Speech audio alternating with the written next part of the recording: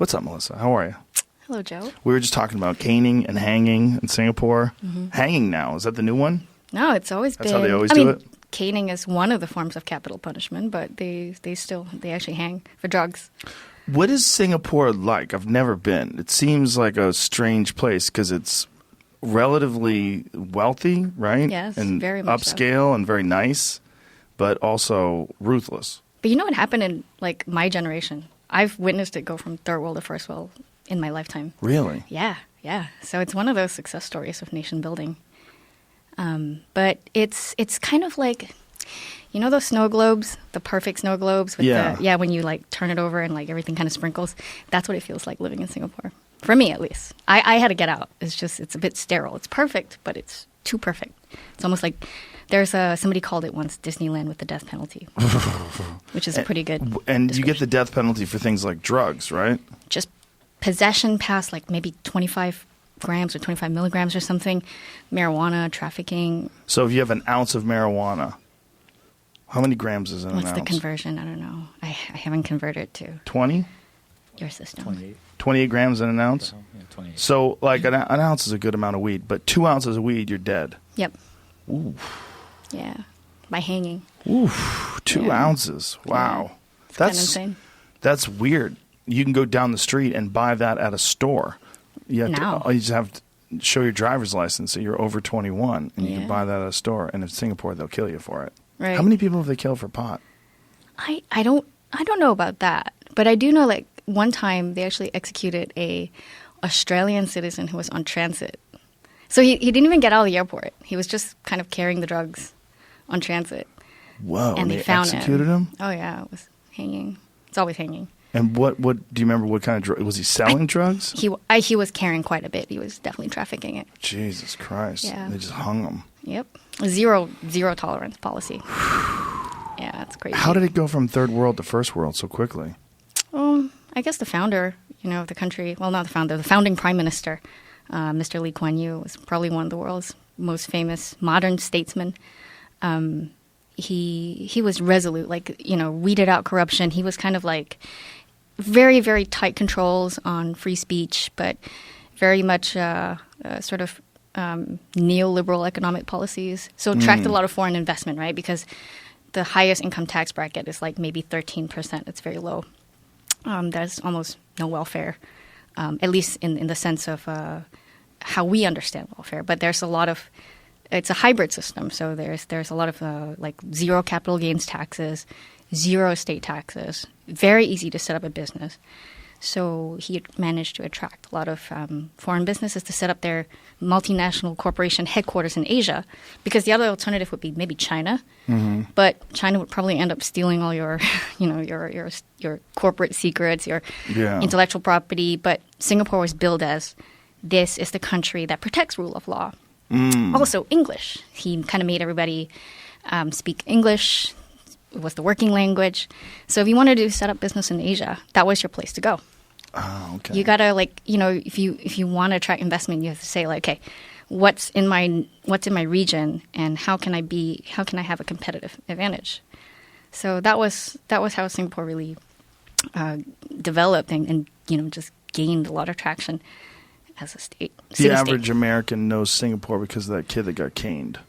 Now it's that stupid movie. Which movie? The Crazy Rich Asians. Oh, Crazy Rich Asians. Right. Yeah. I never saw that. Was it good? I didn't like it because I don't like rom-coms. Oh, okay. And come on, the premise is an American Asian girl is dating this guy from Singapore. She doesn't know he's rich, and she finds out on the plane there. It's the most bullshit thing. It's just conspicuous consumption. I mean, it's got some, the city looks beautiful. And in fact, I kind of grew up with some people that lived that lifestyle. But I just don't like that kind of movie. It's a chick flick.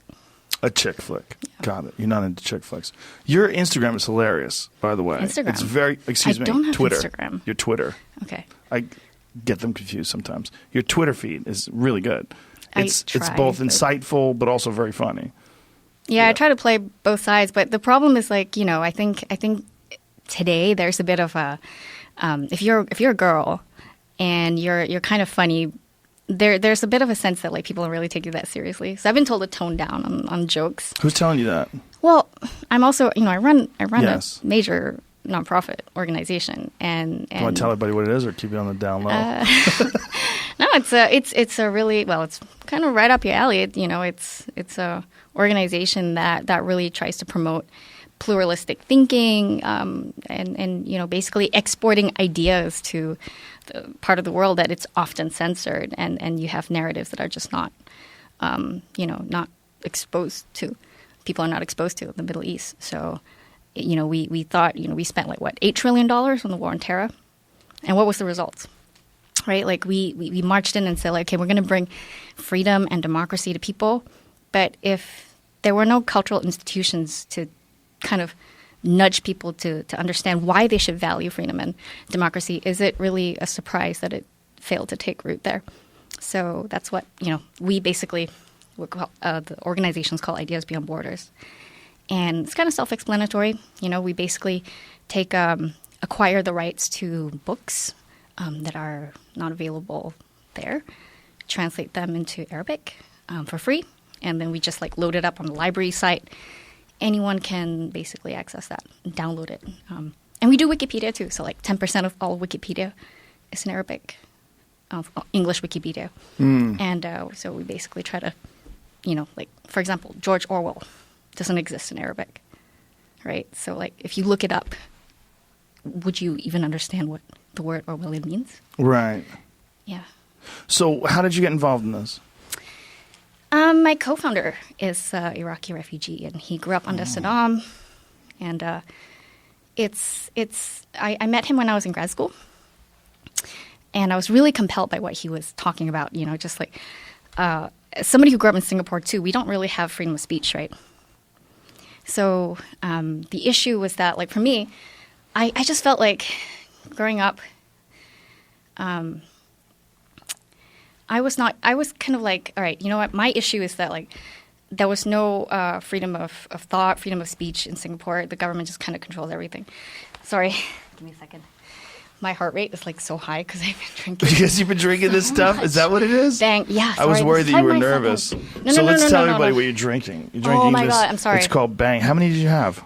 This is my second one. You weigh 8 pounds. The fuck are you doing? I don't. Sorry. You're so tiny.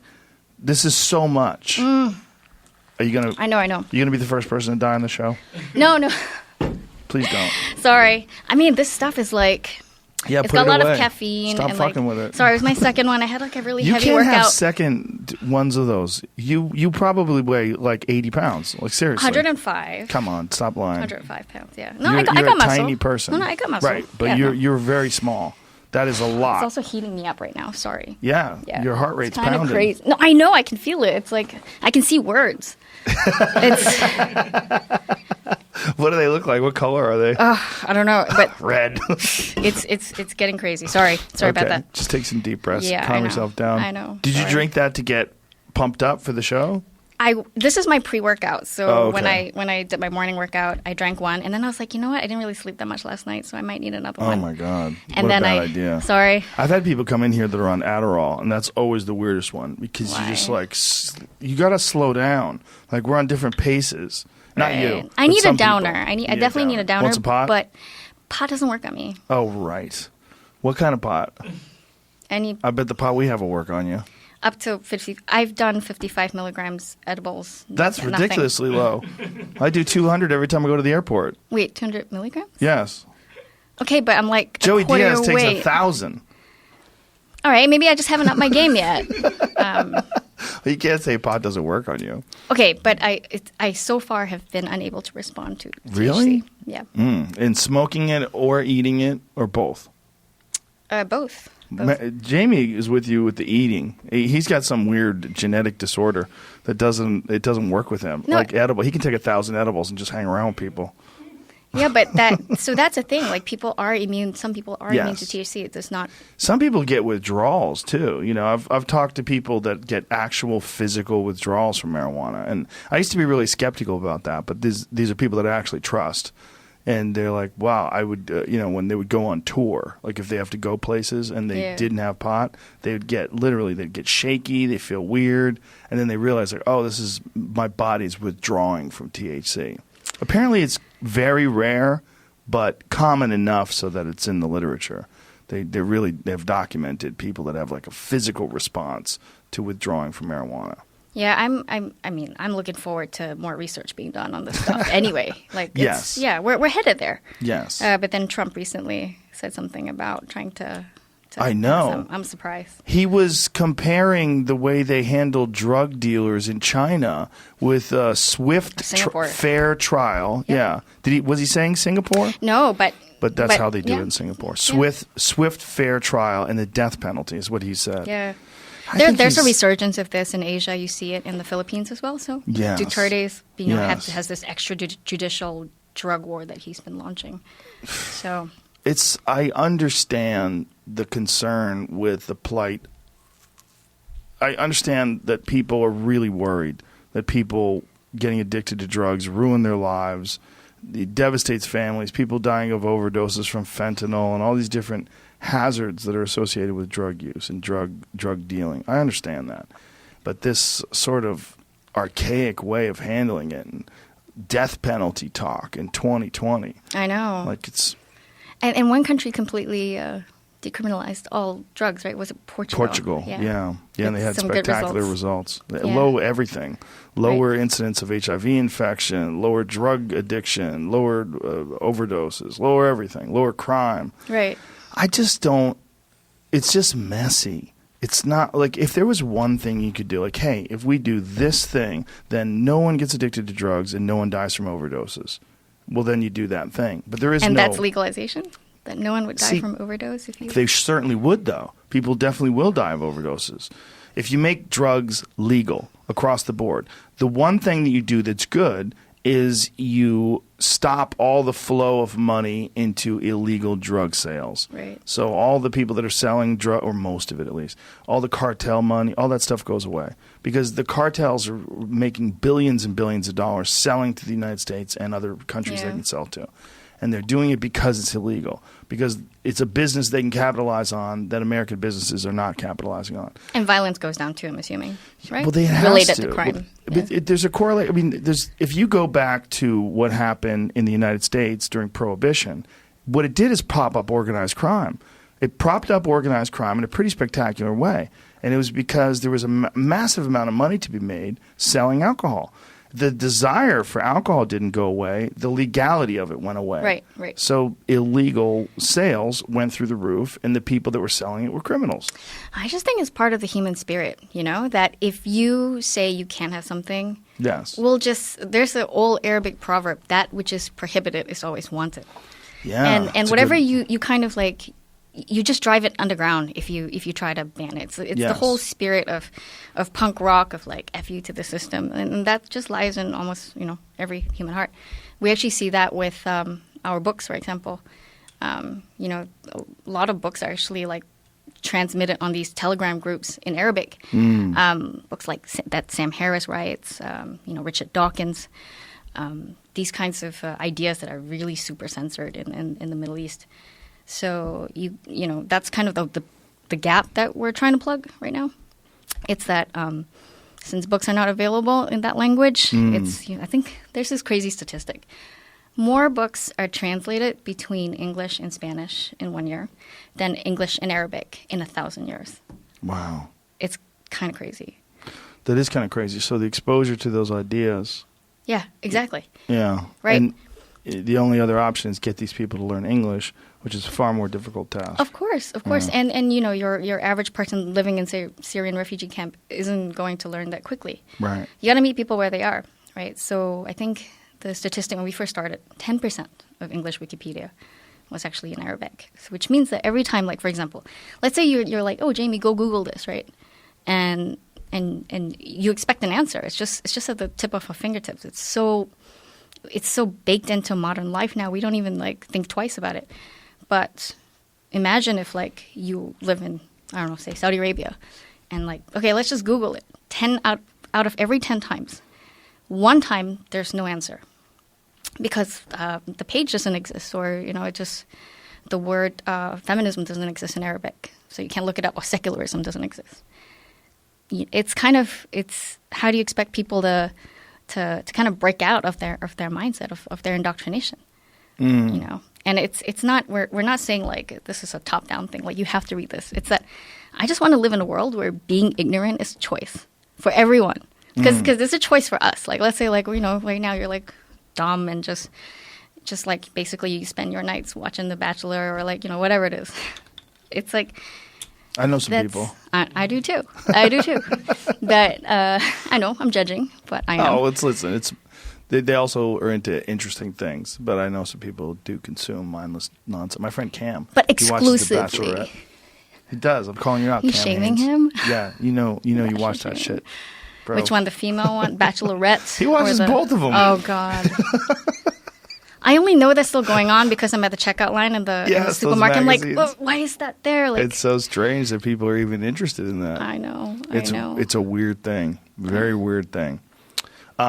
Yes, that ignorance would be a choice. Would be nice. Right.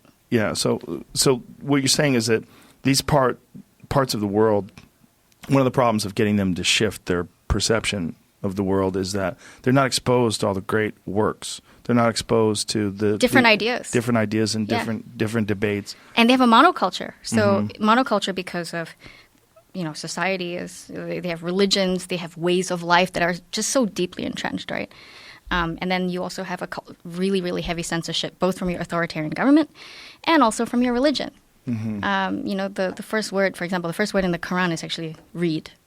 Really? But they really mean just read this one thing. And, just the sort of like habits of a free mind are not really cultivated. And also when you're taught, growing up, not to question things. And in part, I understand because I think when you grow up in an Asian household with like, tiger parents, there's this sense of like, you don't question my authority, So it permeates culture from a very, very young age. And imagine like if you kind of grow up in that environment, you're going to internalize all those things. And that's why it kind of, it follows you over time. So when you were in school, you're taught no questions. It's not like here where it is like, there's no such thing as a stupid question, Chad. There are in Asia. Like there's definitely stupid questions over here too. But you're at least told that we're giving Chad a break. Yeah. But I understand what you're saying, and that must be really interesting for you to go from this one fairly restrictive environment to a fairly open environment. Correct. And did that shift that happened in you and being exposed to all these different ideas, did that spark this desire to help other people sort of expand their ideas and what they're exposed to? Yeah, because, I felt like a fish out of water growing up in Singapore. I was always the person that, like, the teachers had to call. Like, your daughter's asking too many questions. She's disrupting the class. What kind of questions? I don't know. I went to Sunday school, too. I was that kid who was just like, excuse me, but why do the dinosaurs, why is it in the Bible that the dinosaurs and human beings walked, basically like days apart when, like, we know from science that, it was millions of years and fossils. Did they get mad at you? Of course, yeah. No, they were like, just keep her out of, we just rather her not come to Sunday school. Really? Yeah. No answers.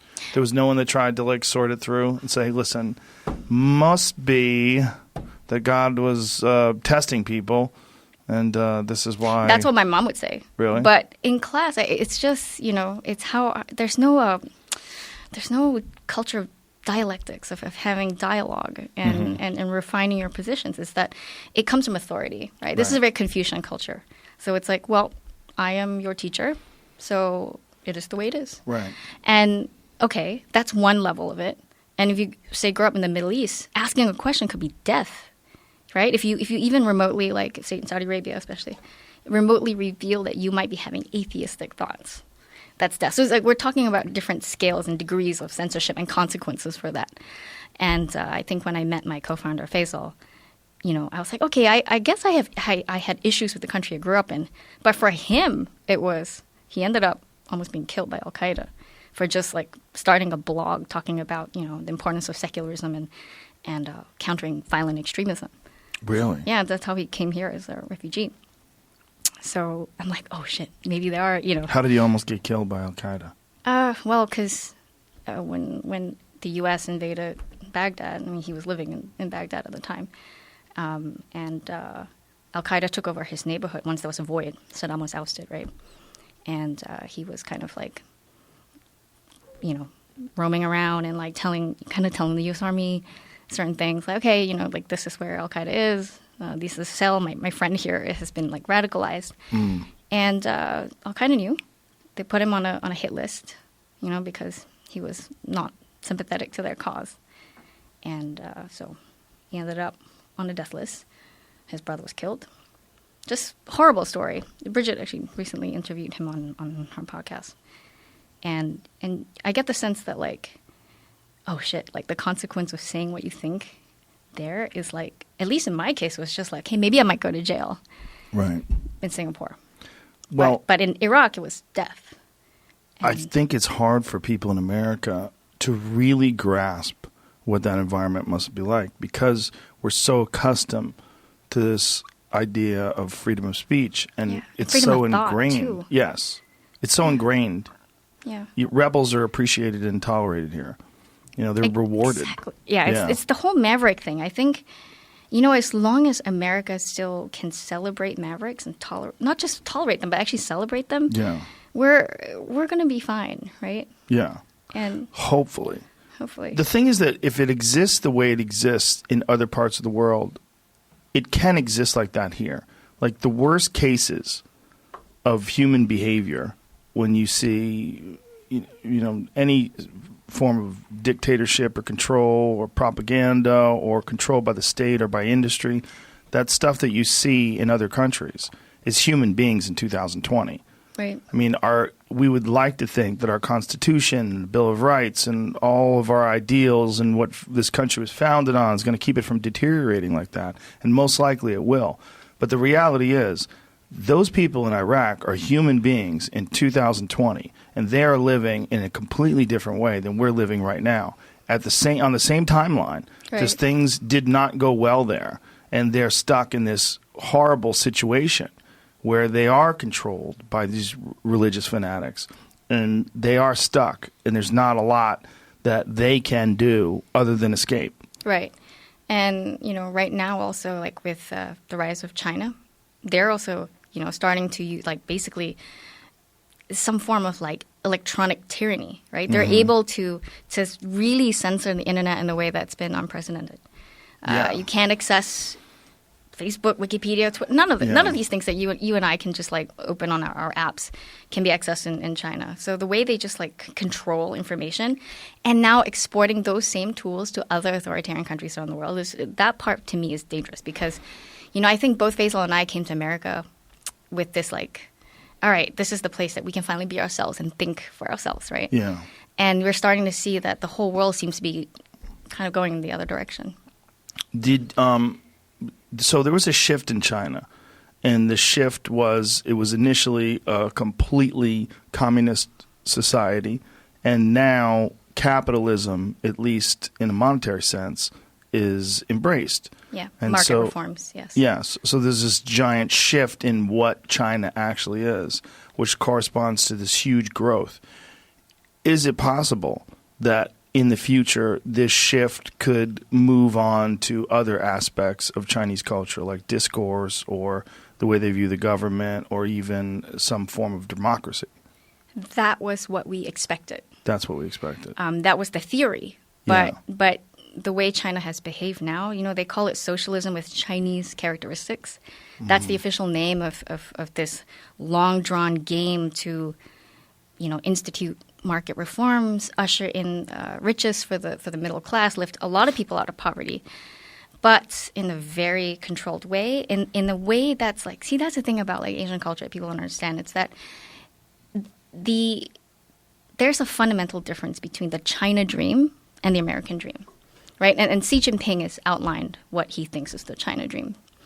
It's basically a top-down way to it's a goal, it's a national goal. And basically what they're trying to say is that, okay, we're going to lift a lot of people out of poverty, but your generation has to make sacrifices. It's not about the individual. It's about building a strong China and implicitly also about ensuring that the CCP stays in power, the Chinese Communist Party stays in power. But it's that you might have to give up, personal sacrifices for the sake of China, versus the American dream is bottom up. It's about your right to life, liberty, and the pursuit of happiness. That's it. And if you do that, that's the American dream. And if you achieve a certain level of happiness, if you achieve, it's all like, it's bottom up. It's not centralized, and it's not something that the Chinese government is kind of trying to stuff down your throat. And China's willing to play the long game. So it is still a Leninist, Marxist government. Xi Jinping still believes in all of that. That's why it's still so totalitarian. But it's, they know that, like, the way to gain power in the world is to get rich.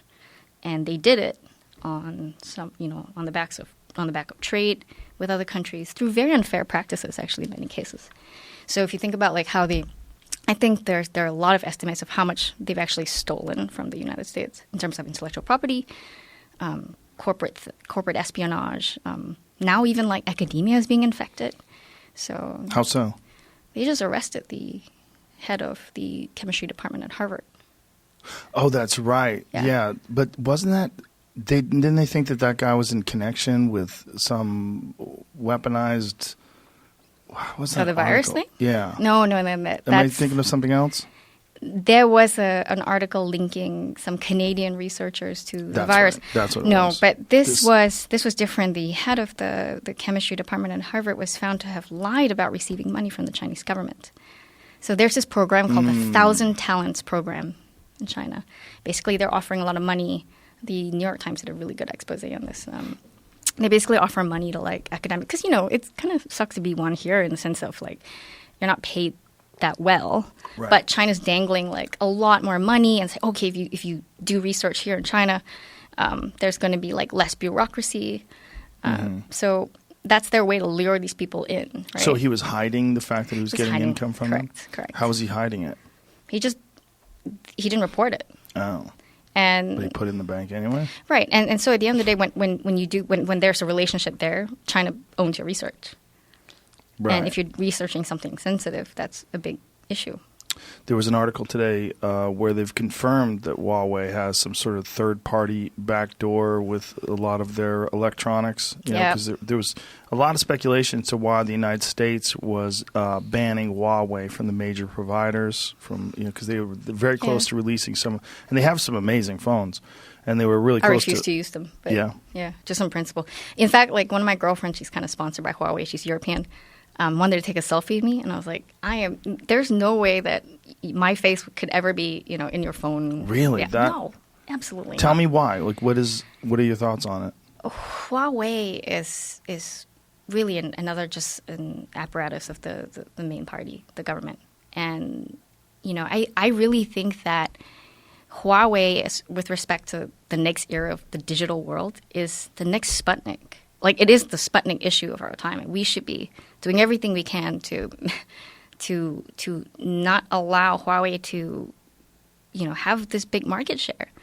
And the person who started it was somebody that had a lot of party connections to the, I think he was a general or something. And it's really they really operate in a way that's very opaque. And anyone doing business in China will have to have connections to the government, especially when you're that big. And because it's a government that has such totalitarian control over everything, you can expect that whatever information or that they would have to answer to the government, whatever the government wants. If you're willing to put your privacy in the hands of an entity like that, go ahead. But know also that the Chinese government has enacted all these mass surveillance policies. I just wouldn't trust. I just wouldn't trust them. So what is different between Huawei and there's many Chinese manufacturers of cell phones and like Xiaomi? Yeah. It's the government connection. And Huawei's the only one that has that deep government connection? Well, the founder at least was general. That much I know. And just a lot of party connections and, just it's also heavily subsidized by the government, which is one of the ways that China has been competing kind of unfairly in global markets, right? When you can drive out innovation in the United States by making sure that your local version is so competitive on prices that they can't match you. So in a way, it's like a form of economic warfare, which is one of the issues that Trump has really pushed back on. It's the China trade issue. Mm-hmm. And he's been criticized about that. Do you think he's correct? On China? Yes. On China, yes. I do think he's correct. He's been pushed back on. It's interesting because I think the Democrats were a lot more, protectionist when it came to trade, right? The Republicans and the Libertarians are always like free trade, everything. Like, let's globalize the world. It was the whole Thomas Friedman position when he wrote about it in Lexus and the Olive Tree, that if we globalize the world, that you lift a lot of people out of poverty, your economic pie grows, but your politics shrink. That was the idea, right? No two countries that have McDonald's would fight a war or something like that. That was his theory. And in the case of China, obviously that didn't happen, right? Like the part about the politics changing. There was this quote by a Tiananmen protester. He said, "If the free world doesn't change China, China will change the free world." Whoa. And if you think about what happened with the NBA, the whole Daryl Morey. Yeah, explain that, because that was shocking to me. Because the way they were capitulating to China, I was a little stunned. Me too. Because it was so open. Yeah. Could you explain what happened?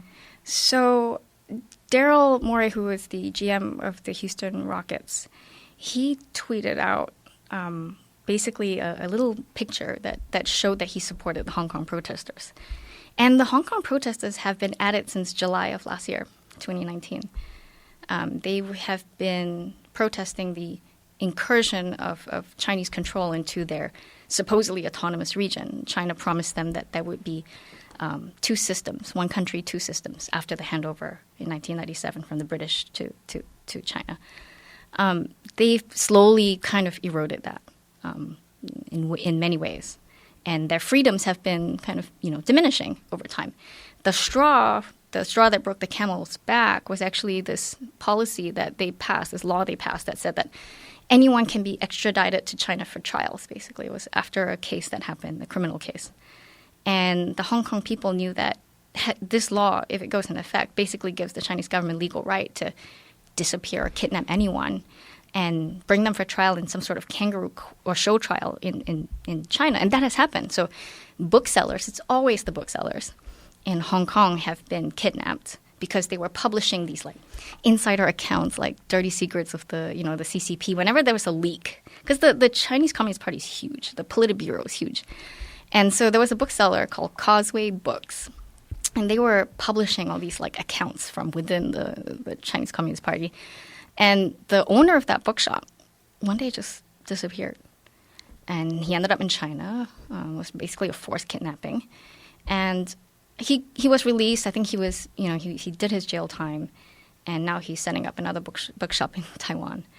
But that law, basically, it would just have allowed China to do that legally this time.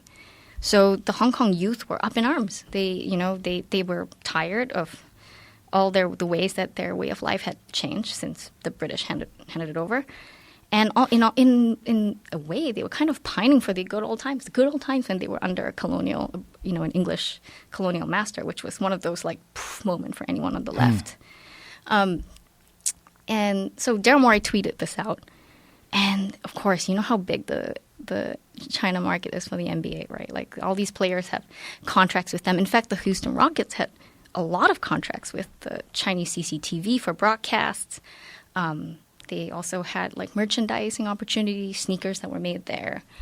And that caused a huge, huge outcry in China. They were just like, oh, he's disrespecting us. And they were able to force him to basically make a groveling tweet that said, oh, I'm sorry for hurting the feelings of the Chinese people. And then like all the other, some NBA players actually came out and kind of took the side of the Chinese government. Like, oh, wait, who are we to, they kind of like did this backpedal thing when they're so strong on other forms of activism here. Like the NBA, when it came to the North Carolina, the bathroom bill, you remember? Like the transgender bathroom bill. they were always on the side of the woke. But then when it came to the China-Hong Kong issue, they stood with the biggest, the oppressor. Yeah, it's always hard when someone does side on the woke. Like, are you doing this because you think this, or are you doing this because you think it'll make people think more highly of you if you do it? It's such a contrived thing today. It's so difficult to figure out why people are acting the way they're acting. So when they were acting in that way, it was so transparent. There was no ifs, ands, or buts about it. Like, they were pressured, and they were worried about the money. They were worried about economic, whatever. The fallout. Yeah, whatever fallout would happen. Right. It was really obvious. It was like, whoa, this is not like trans people using the bathroom. This is like, you guys are threatened. Right, exactly. Yeah. But the number of companies that have kowtowed to China's, orthodoxy is, there should be a list. Somebody should be keeping track of all of this. There are companies like Marriott, even like luxury brands. So I think Versace or Dolce & Gabbana got in trouble because I think on their website they listed like countries that we're in, and it was like they put Hong Kong, Macau, and Taiwan. That's and right. China said, no, what are you doing? This is all China. Right. If you don't change that website, you're not going to be allowed to do business. And everyone wants a share of the Chinese market. That's the problem. It's like the biggest market in the world. Yeah. Maybe India's bigger, but, at least in the future, India will get bigger. But everyone wants access to Chinese market. So they're able to use that as leverage to basically bully companies, even movie execs, to produce the content they want. So I think World War Z was affected, the other movie was Doctor Strange, the Marvel movie, where the character played by Tilda Swinton was supposed to be a Tibetan monk. But you can't, like, Tibet is this, like, hot button issue for China, right? Like, people have been fighting for independence for a while. The Dalai Lama was exiled. So they changed the character. It wasn't a Tibetan monk. They changed it to a Celtic monk. And they made it to be a woman playing the character instead to appease the Chinese government. So they changed it in the American version as well? Yeah. So that woman wasn't the American supposed version to be, is right. Because the studios, they're all going in on these deals with China. China's financing all these movies now. Wow. So that woman in Doctor Strange was initially supposed to be a Tibetan monk. It was supposed to be a male. Yeah. Wow. Yeah, but they rewrote it to reflect a Celtic female monk. Yeah. Whoa. And then I think the Top Gun, the movie that's coming out with Tom Cruise too, partially financed by China, and they have these like his jacket. People noticed that there was a patch that was like missing, and it turns out like that patch, it was like for some reason China was just triggered by it, and it was gone. Like so between the Top Gun 1 and it? Top Gun. No, they just in the costume. Oh, wasn't this there. is it. Yes. What was the problem? Was it Japanese flag? That's the Taiwanese flag, the red and blue. Yeah, the USS Galveston. See, it's wow. But that's what makes it so scary that they're able to pressure people to change their behavior from afar without no bullets. This is just money. There's just access. Whores. Market. I know. So many whores. But that's why I think like one of the solutions to this is to really like start. I don't know. Somebody should really start a website. Maybe it should be me. To just track all this stuff. All the companies that are kowtowing to China. All the ones who are standing their ground, And so you can decide where to put your money. So it's just a giant part of the market. That's the problem with these films. It's probably the Top Gun over in China. First of all, China invests, and then they sell those movies over there, and it's an enormous part of their overall budget, right? How much money comes in? In terms of the box office, outside of the United States, the second largest market is China. The third one is Japan, and it's That's like crazy. 1/5 of China, basically. So it's not nowhere close. And we're all driven by profits. It's capitalism. I think they tried to get Quentin Tarantino to change his movie for China. He told him to go pound sand. I think so. I remember. Yeah. Was it the Once Upon a Time in Hollywood? The new one. Yeah. Well done. Yeah. Well done. It's weird that it's that easy. Just throw some money around and people will change their culture. Right. I mean, Google was developing a search engine for China. I knew some people at Google while that was going on, and their position was, if we don't do this, they're going to copy our search engine and just steal all the intellectual property. Or we can work with them and provide a censored version of Google. Right. And I remember sitting there going, this is almost like legalizing drugs. Like, it's messy. There's no good way here. They both suck. Like, it sucks if they steal, the intellectual copyright. If they steal the ideas and create their own version of Google. It also sucks if Google goes over there and self-censors, right, and provides them with the ability to filter out information. But I think also that if there's also an argument that if it was Google, at least maybe they have one tentacle in China, and so therefore it might be able to change things or keep a pulse, have their pulse on something. There's the argument. But at least they blocked Huawei, or I shouldn't say at least, but it's interesting that they blocked Huawei from using all of their apps. So Huawei no longer has apps. They no longer have access to the Google Play Store. So their new phones, they have to have their own apps.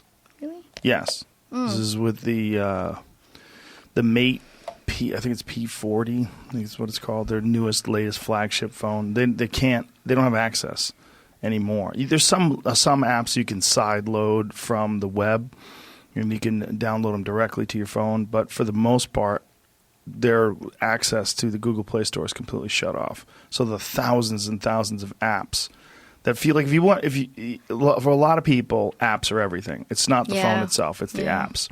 If you don't have Twitter and Instagram and Facebook and whatever the equivalents are in different countries, you're kind of shit out of luck.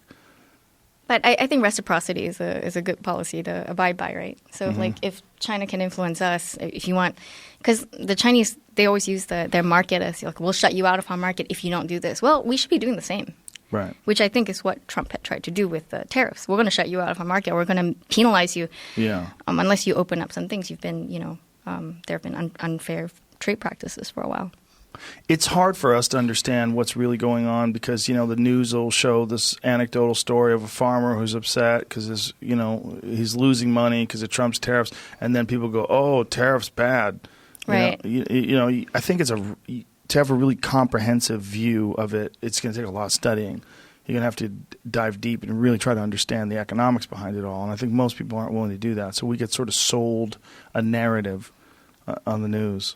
I think the same thing happened with like so-called like industries that were important to our national security, like steel. Some of the, those are things that we want to be careful how much we actually do outsource to overseas because there might come a time when we'll need those. What happens if you globalize to the point that China's producing all your steel, and then we have a war, and where's our steel going to come from? It's just so easy to be cut off. Are you really worried about a hot war? We're definitely in a Cold War right now with China, it feels. But, China does have military ambitions. I mean, their actions in the South China Sea have shown that they do want to be at least militarily strong. They haven't, to their credit, haven't taken any they didn't go into Hong Kong with tanks or anything, right? So no bloodshed on that account yet. But it's one of those things also that in 2047, Hong Kong is going to return to China fully anyway. Oh, so they're willing, that's the year? 2040, because the handover it was only like 4 or 50 years before. This is just a transition. So the long game belongs to China, and they know that. Oof. This is not good. It's not. And there's no hope in your eyes of China eventually becoming what they hoped it would be once capitalism was sort of introduced? If people got information, if there were ways to resist the encroaching tyranny, especially digital tyranny, right? In all forms. So it's not just mass surveillance, all this AI stuff. They're sort of like collecting people's like facial scans. Yeah. It's such a dystopian nightmare. It feels like it's like a science fiction film, frankly. If I don't know, unless the revolution kind of comes from within and enough people woke up, maybe it can be averted. But otherwise, we're just gonna, it's gonna be headed to this weird bipolar world where there's a new axis and a new allies. That sucks. That will suck. That sucks already. It sucks already if it's happening. You've seen, like, Russia has taken the side of China. Pakistan has taken the side of China now. So there is a, an alliance kind of forming. You can see it in, what happened with the UN passed this resolution condemning China's treatment of the Uyghur Muslims in Xinjiang. Yeah. And the signatories to that bill, that UN bill, was basically United States, New Zealand, a lot of European powers, the so-called, these are countries that are often accused of being Islamophobes because they won't accept Muslim refugees or that many Muslim refugees. But you have Pakistan and even some, majority of the Gulf countries siding with China, defending China on their treatment with the Uyghur Muslims in Xinjiang. And it's one of those things that's just like, what? How is this happening? It doesn't make sense. Does anybody have a roadmap of how they expect all this to play out? Yeah. Because it seems that this could be a real problem in the future. And most Americans, up until this whole up until this trade issue with the Trump administration, most Americans didn't even think about China. I think Hong Kong was the thing that kind of lit the whole barrel. Just seeing the hundreds of thousands of people in the streets every day, right? For weeks after months. Really young people too. Yeah. Yeah. I think the thing that has kind of like descended into police brutality, like protests against police brutality now. But it's still going on. There's still, and then now with the whole coronavirus, flaring up there, it's highlighting a lot of issues with the Chinese government. Taiwan is another issue still. There are the 3 T's you can't really talk about in China now: Tiananmen, Tibet, Taiwan. These are 3 things that absolute, no-go zones. Now, what year did you come over here? How old were you? 17. 17. Yeah. What was this shift like going from Singapore to the United States? You live in New York then? No, Boston. Boston. Your hometown, right? Yeah. Yeah. I lived in Boston for 10 years. Really enjoyed it, actually. It's cold as fuck. I like it. I don't know, I'm a skier, so I really like it. But there was a huge culture shock. In a way, I knew what I was signing up for. I chose America. Like, it's actually easier for a Singaporean to plug and play into any of the Commonwealth countries because it was a former British colony. So all your credits would just transfer kind of more easily to a university in England, for example, or Australia. But I chose America precisely for the First Amendment. Really? It was a very strong motivating factor for me. And also just the culture of like we said, celebrating weird people. Yes. Because I was weird. So I wanted to be in a place where I thought I would be accepted. What made you weird?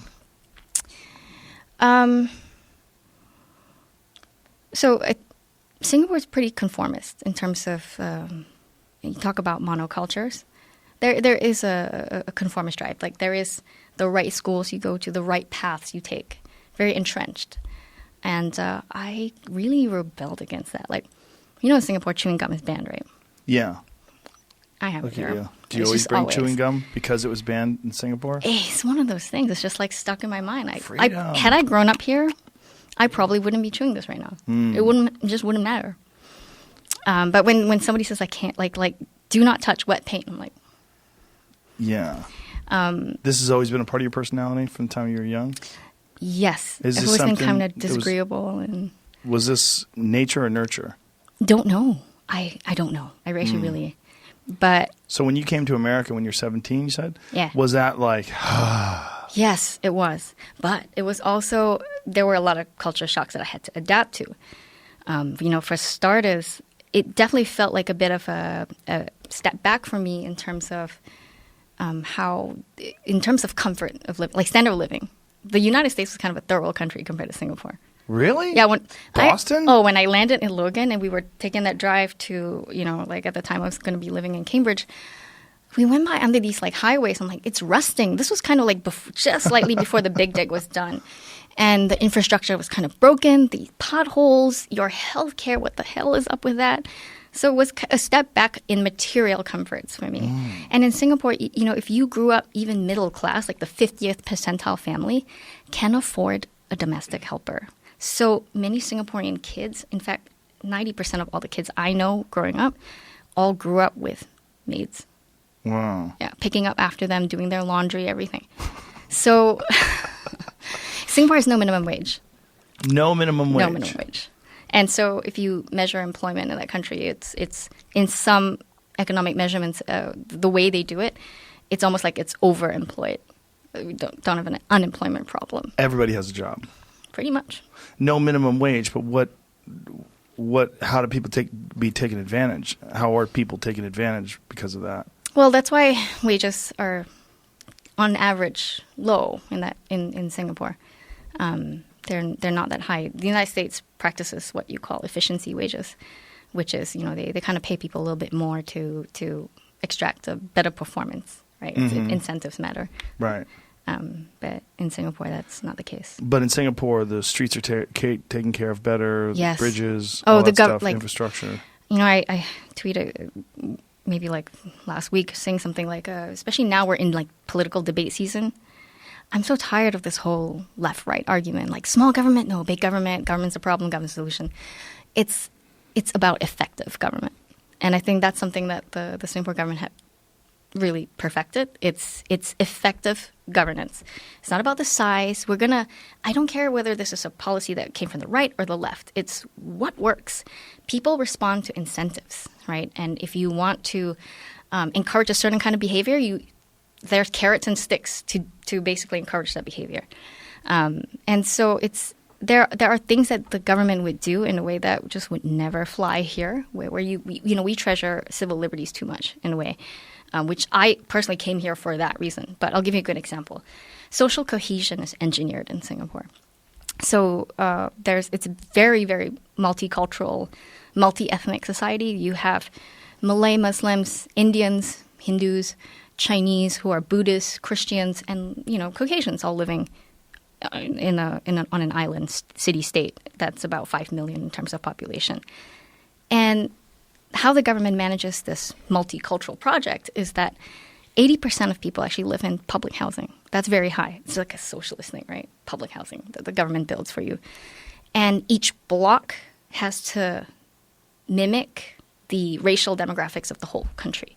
So you don't have ghettos, right? So imagine like a housing estate that basically mirrors, like, okay, if the total makeup of the country is 60% Chinese, 20% Malay Muslims, it has to follow. So you can't have basically an area like Birmingham in the UK where all the Muslim immigrants or something like Dearborn, Michigan or Minnesota with all the Somali immigrants. You are forced to integrate. It's a way to force people to integrate and have neighbors that are just not your own kind. And that's how they've created this like national identity that's very strong. That's interesting because everybody would want that, but they wouldn't want it engineered. Correct. You know what I'm saying? It's exactly. Like everybody would love if all of our neighborhoods were integrated and everybody just got along with everybody. I think I've always felt like that's one of the things that New York has a large advantage over Los Angeles is interaction. People are constantly on the subway and walking on the streets with everybody of all different classes, all different backgrounds. And I think that's really good. I think it's good too. Yeah. It's the contact hypothesis, right? Yes. Like I feel like if kids grew up with, like if you had a black friend growing up, like since you were 3 or 4, you would never think to be racist. Like it's just one of those things. It's like early contact with different people, and it's the same with. That's what I feel about ideas too. Early contact with different ideas really helps, and that's I don't know. I've kind of devoted my life to that cause almost. It's just, do you know who Daryl Davis is? Yes, of course. Yeah, okay. I wrote about him one of my articles. You? Yeah, I was at that conference that he was speaking at. We were speaking at the same conference, and that's the conference that Daryl Davis was called neo-Nazi. Did he talk about that on your show? That someone called him a neo-Nazi? Yeah. How? Because... Let me explain to people who he is if you didn't listen to the podcast that I did with him. Daryl Davis is a musician, and he was doing some shows at this country western bar and met some people from the Klan. And through just communicating with them and being friendly with them over a period of many months, he got them to quit.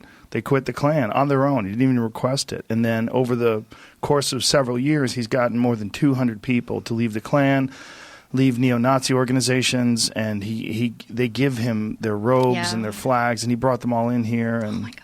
He's an inspirational human being. Very much so. But he essentially was reinforcing what you were saying, that these people were never around anyone. Like one of the guys that he met initially was saying, I've never had a drink with a black man before. And he's like, how's that possible? And he's like, I'm in the Klan. And he's like, I've never had a drink with a black man. And so he's like, this is the first time I've ever having a drink with a black man. And they're like making this big deal out of it. And then eventually Daryl was going to his house and eating dinner with him and hanging out with him. And then the guy's like, I can't do this anymore. Like, why am I in the Klan? And he quit. Wow. And he quit just from Daryl being this really friendly, articulate, brilliant guy who clearly didn't fit their narrative of what they thought their racist depiction of what a black man is. Right. So the incident that happened was this group called Mythicists Milwaukee had organized a conference. It was What is it called? What? Mythicists. Mythicists? Yeah, that was the name of the group. But they were kind of like a secular. So the Mythicists believed that Jesus Christ was he didn't really exist as a historical figure. That's what a mythicist is. But in any case, it's a secular group that put on a conference, and they've been doing that for years. And they had alongside, people like Sargon of Akkad, Count Dankula, the guy who taught his pug to do the Hitler salute. thing? Yeah. So these people all came for a conference, and so was Daryl Davis, and it was a bunch of people, but on the political spectrum, basically. And it was about promoting discourse, civil dialogue, that kind of thing. Andy Ngo was there as well. So basically, because, when the conference was happening and Antifa kind of found out about it, they started protesting the conference. They called the venue to basically, get it canceled. They said it was a neo-Nazi rally, Klan rally. Ironically, the greatest irony was that Daryl Davis was there, and he got tainted as well. So I started calling this the political one-drop rule, where it's like kind of what happened to you. If you are associating or talking to somebody or just a whole range of people, like normal distribution of people, you will be tainted by the most right-wing person that you're in orbit with. That's just how it goes. Yeah. And that's what happened to Daryl. So when we had the after party to the conference, Antifa was gathered outside the bar. The Pittman, New Jersey people, because Tim Pool was there too, the Pittman, New Jersey people, police had to station themselves outside of the bar. And, they were kind of protecting this event. It's ridiculous because, yes, you might find Sargon's politics objectionable, but why is everybody who's associated, with the conference also lumped in with this? And why is the response that this needs police protection? We're just talking about it. It doesn't make any sense. No, this desire to shut down speech is very dangerous, and it's very stupid, and it's childish, and it's this thing that it just gets reinforced in that culture. The culture of either Antifa or people that support Antifa. They don't understand the consequences of shutting down speech. You think you're just going to shut down speech and deplatform people that have marginally offensive views. And the problem with that is, first of all, you close the door for them to be influenced in a positive way, or for other people to learn from them being influenced in a positive way. Right. And second of all, the way to shut down ideas is not stop the person from talking. It's to combat those ideas with better ideas. And then everyone around them gets to see the discourse. When you have these debates online and people discuss these things online, it benefits millions of people. Yeah. When you shut that down, it benefits nobody but your cause, and your cause is probably incorrect. Like your ideas are probably wrong. In the case of Daryl Davis, you're definitely wrong. He's not a Nazi. So if you shutting that down and saying these people are Nazis, well, you're wrong, and you're censoring people that are trying to get to the bottom of things. And getting to the bottom of things means discussing things and trying to figure out tenable solutions or comfortable middle ground. That takes forever. This is not like, you have Christina Hoff Sommers, and she has this discussion, and they pull fire alarms and yell that she's a Nazi. Like, she's a feminist. Like, you guys are crazy. Like, this, everyone has to comply with woke ideology 100% with no deviance whatsoever, and everyone has to take an impossible to pass purity test. This is a dumb way to communicate. But you ever notice something too? It's always that why is the concern always that if we have this battle of ideas, that the person would shift to the right? Yes. Why are you not concerned about the other way, right? It's kind of like reminds me of like, because I grew up pretty evangelical. My mom was very religious. It was that she tried to it's that, okay, if you're a good Christian, you might get corrupted by bad ideas, so we have to ban, I don't know, like Harry Potter books are banned in my household. It's like we had to ban all these because it encouraged witchcraft. So I wasn't allowed to celebrate Halloween. Encourage witchcraft? Wow, that's heavy. Yeah, it's pagan stuff. That's it's satanic. But that's what I mean. This is like, this is satanic, this is evil, and it has taken on this religious dimension, this liturgical dimension. Because they're always so concerned that the corruption is just going, like they're going to drift to the right. Of course. They're never concerned that somebody might be convinced by their arguments and go to the left. Why? I don't get that. Well, the drifting to the left, first of all, they think would be a good thing. The problem is... But why don't they think it would happen? Oh, well, they don't worry about it. They're not worried that someone would drift to the left. You mean by looking at someone's offensive views and that they would be more likely to drift to the left? Is that what you mean? That, like... Okay, it's like... Let's say we expose everybody to all ideas. Right. Why are we so concerned that the individual, that they're, the target, I guess, would be shifted right and not shifted left? Yeah, I know what you're saying. Yeah. If there's an equal. I think they have an infantile perspective on ideas, and they're worried about people being indoctrinated. They're worried about what they're not worried about. Look, if you have someone talking and this person is preaching some ridiculous thing, and someone starts becoming indoctrinated and gravitates towards that, the real problem is that these people that are being indoctrinated are gullible and they're foolish. That's the real problem. And in your eyes, they're going in the incorrect way. So it's infantilizing. Yes. Yeah, it's actually patronizing. It is patronizing. Yeah. Yes. I think that's what I couldn't stand Those people are dumber than you. You're smarter. You know better. You need to stop these people from being tricked into this right-wing ideology. I mean, I've heard intelligent people make this conversation about other intelligent people that disagree with them, like Ben Shapiro. That, like, Ben Shapiro should be deplatformed because Ben Shapiro is indoctrinating people towards right-wing ideology by having these salient points and articulate sentences and these rants that he goes on. Or he speaks very fast. He's got a great grasp of the English language, and it's very compelling. Yeah. And the idea is that he's indoctrinating young people. Well, no, he's speaking with passion. I don't agree with him on a lot of things, but I certainly agree with his right to express himself. And he's not convincing me. Who is he convincing? Like when Ben Shapiro, here's an area where we deeply disagree. Gay people. He thinks it's immoral. He thinks he would never go to a gay person's wedding. He wouldn't have. He wouldn't even go to the celebration, the after party of a gay wedding. And I'm like, well, this is all for religious reasons. Right. I'm like, I think that's ridiculous. That's not convincing me. So who is it convincing? Is it convincing someone that's a baby? Are you dealing with children? Or are we dealing with uneducated people? Are we dealing with people that don't have positive influences? Right. What's wrong with letting him express these ideas? Right. These ideas are hot. I mean, he and I had like a long conversation about it on the podcast where I was like, I think it's ridiculous. Like, what do you care? My perspective is, what do you care? And his perspective is, he couldn't support that because of religious reasons. So then we go deep into the hole with why. Moral objections, yeah. But what are these religious reasons? Like, how deep do you go with this? Do you think Jesus came back from the dead? Like, he doesn't. He's Jewish. It's a different perspective. But do you think, do you really think that God thinks that homosexuality is some sort of a carnal sin and terrible? If so, God made everything. Why did he make homosexuals? Please explain that.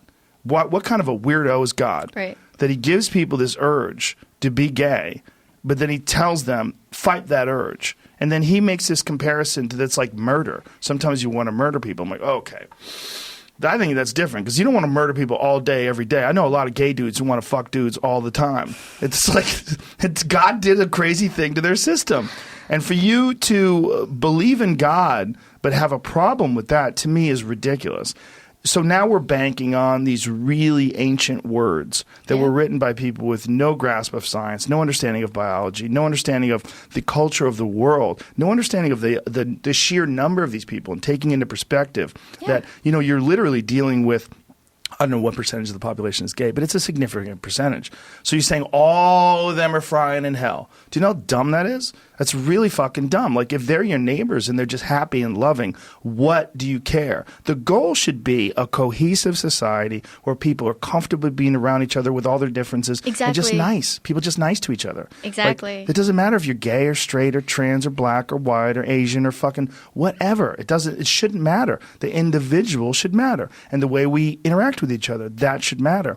And we have to take into consideration that if you're going to live your life by these things that were written down thousands of years ago, before people had any of these understandings of all the subtle nuances of humanity and all the differences that people have, and now the biological understandings of why they have these differences. Well, you're dealing with ignorance. You're applying these ancient ignorant rules to a modern world where we have a vastly expanded understanding of human beings. Right. But to Ben's credit, I mean, he's friends with Dave. He doesn't let that... Sort of. But he wouldn't go to his wedding. Yeah, but he says he's going to... I'd cut him off. If I invited him to my wedding, he's like, I can't, you're a sinner. I'm like, fuck off. But you know what? A lot of us who have parents who are super Christian, like, I understand. Like, my at the end of the day, you know where that's coming from? My sister is gay. And at first she didn't accept that. And the reason for that was that it was coming from a good place. Like, for her, it was, I don't want my daughter to go to hell. Dude. So it's again, the road to hell is paved with good intentions, right? And so the only reason she was objecting to it was because of this belief that she's going to end up burning in hell. So it's coming from, ironically, a place of love. Right. It's judgy, yes, and it's based on Bronze Age ideology. Yeah. But I don't think that either of us ever doubted that she loved her. Right. And so I kind of understand where Ben comes from in that sense, even though I it makes me angry. Like, I reject all that stuff. It's just silly. And what's interesting is he's so smart that when he talks about that, it's all of a sudden you see stammering and he gets weird because he knows it's nonsense. But I don't know if he knows that. I wouldn't. He's gotta know. Wouldn't embrace it. Gotta know. He's just deep. He's just balls deep in his religion, which is I like the guy a lot. I really do, and I've gotten so much shit for saying that I like the guy. But we need more of that. We need more of the hate the sin, not the sinner, and practice on both sides. But I think he and I we disagree on some issues and some political issues. But he's a decent person. He's a nice person. He's very friendly. He's funny. I enjoy his company a lot. I like Ben Shapiro. I really do. And I think he's a brilliant guy. Right. I mean, the gay thing's the biggest one because to me that's the dumbest one. Like my it always comes back to, why do you care? That's all it is to me. Like, why do you care? I don't care. Like, why do you care if someone's gay? Like, if does it affect you? How can it? How can it affect you? Right. Do you have your fingers in everybody's business? Like, it's crazy. Yeah. It doesn't make any sense to me. I mean, that was the argument against gay marriage. Like, why does it affect your heterosexual marriage? Exactly. It shouldn't. Well, the sanctity of marriage. Yeah. It's so dumb. The sanctity of marriage. How about Vegas? You could go to a fucking drive-through. You get married at a drive-through movie theater. Yeah. I mean, that's really what it's like. Right, like, exactly. You can get married anywhere. It's so dumb. So ridiculous. I feel like at this stage of civilization, we have to figure out what stuff we're going to abandon from the old days and what stuff we're going to keep. And we've already abandoned a lot of things, right? In Christianity, if you leave, they don't kill you anymore. We're not. Yeah, they got rid of some of the things during the Enlightenment. Exactly. Yeah, they changed a lot of the aspects of Christianity that we associate today with more repressive religions. Exactly. Yeah, that used to be Christianity. I'm a huge fan of the Enlightenment in general.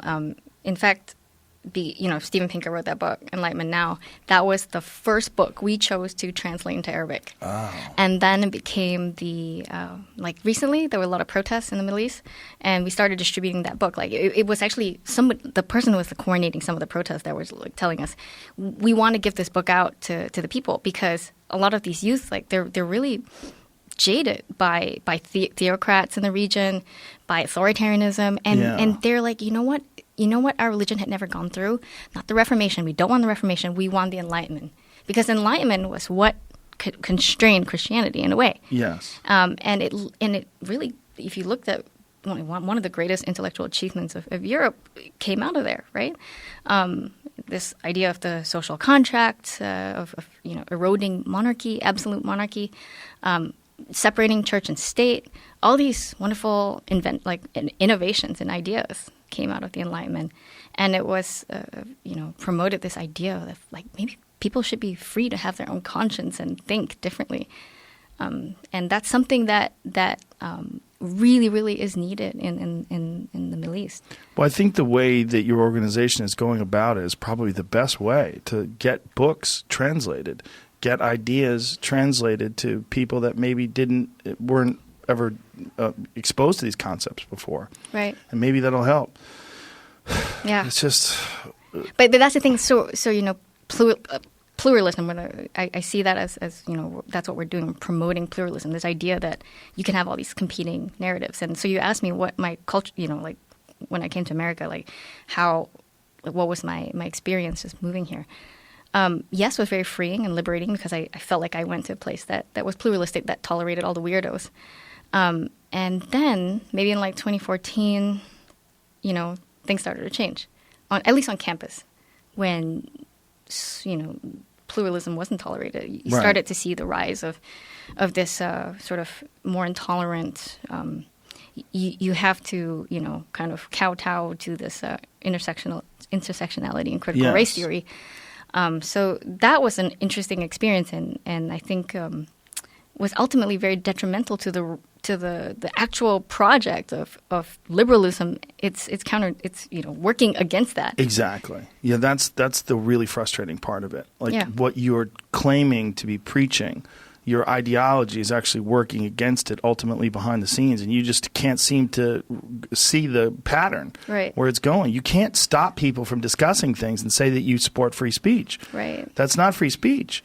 And one of my favorite things with Ben Shapiro, is watching him talk to those people. He is one of the best at taking questions and just decimating these social justice warriors.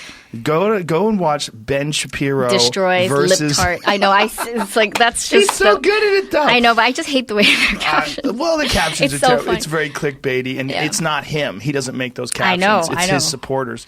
But goddamn, is he good at it? I secretly laugh at it. I know it's kind of bad for discourse. Secretly. I do it right out in the open. He's great at it because he's logical and very intelligent.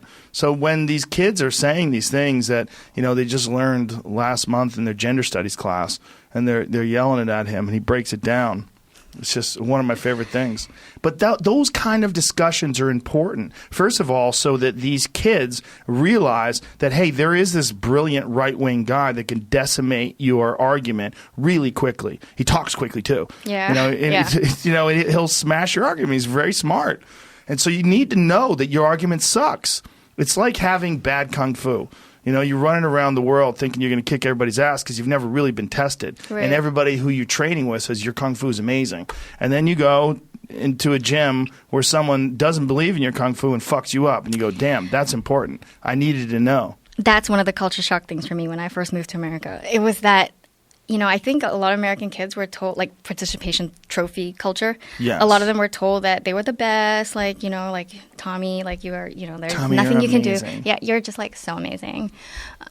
And I'm like, do these people, it's like American Idol, we used to get the seasons in Singapore too. And it's like, these people can't sing. And that's actually why they're putting them on. They're awful. Yeah. And nobody told them, are you telling me that, they've been telling their friends, oh, I'm practicing, I'm going on American Idol. Did nobody tell them that, bro, you should just be singing in the shower? Nobody told them. There's a couple things going on. First of all, some of those people are trolls.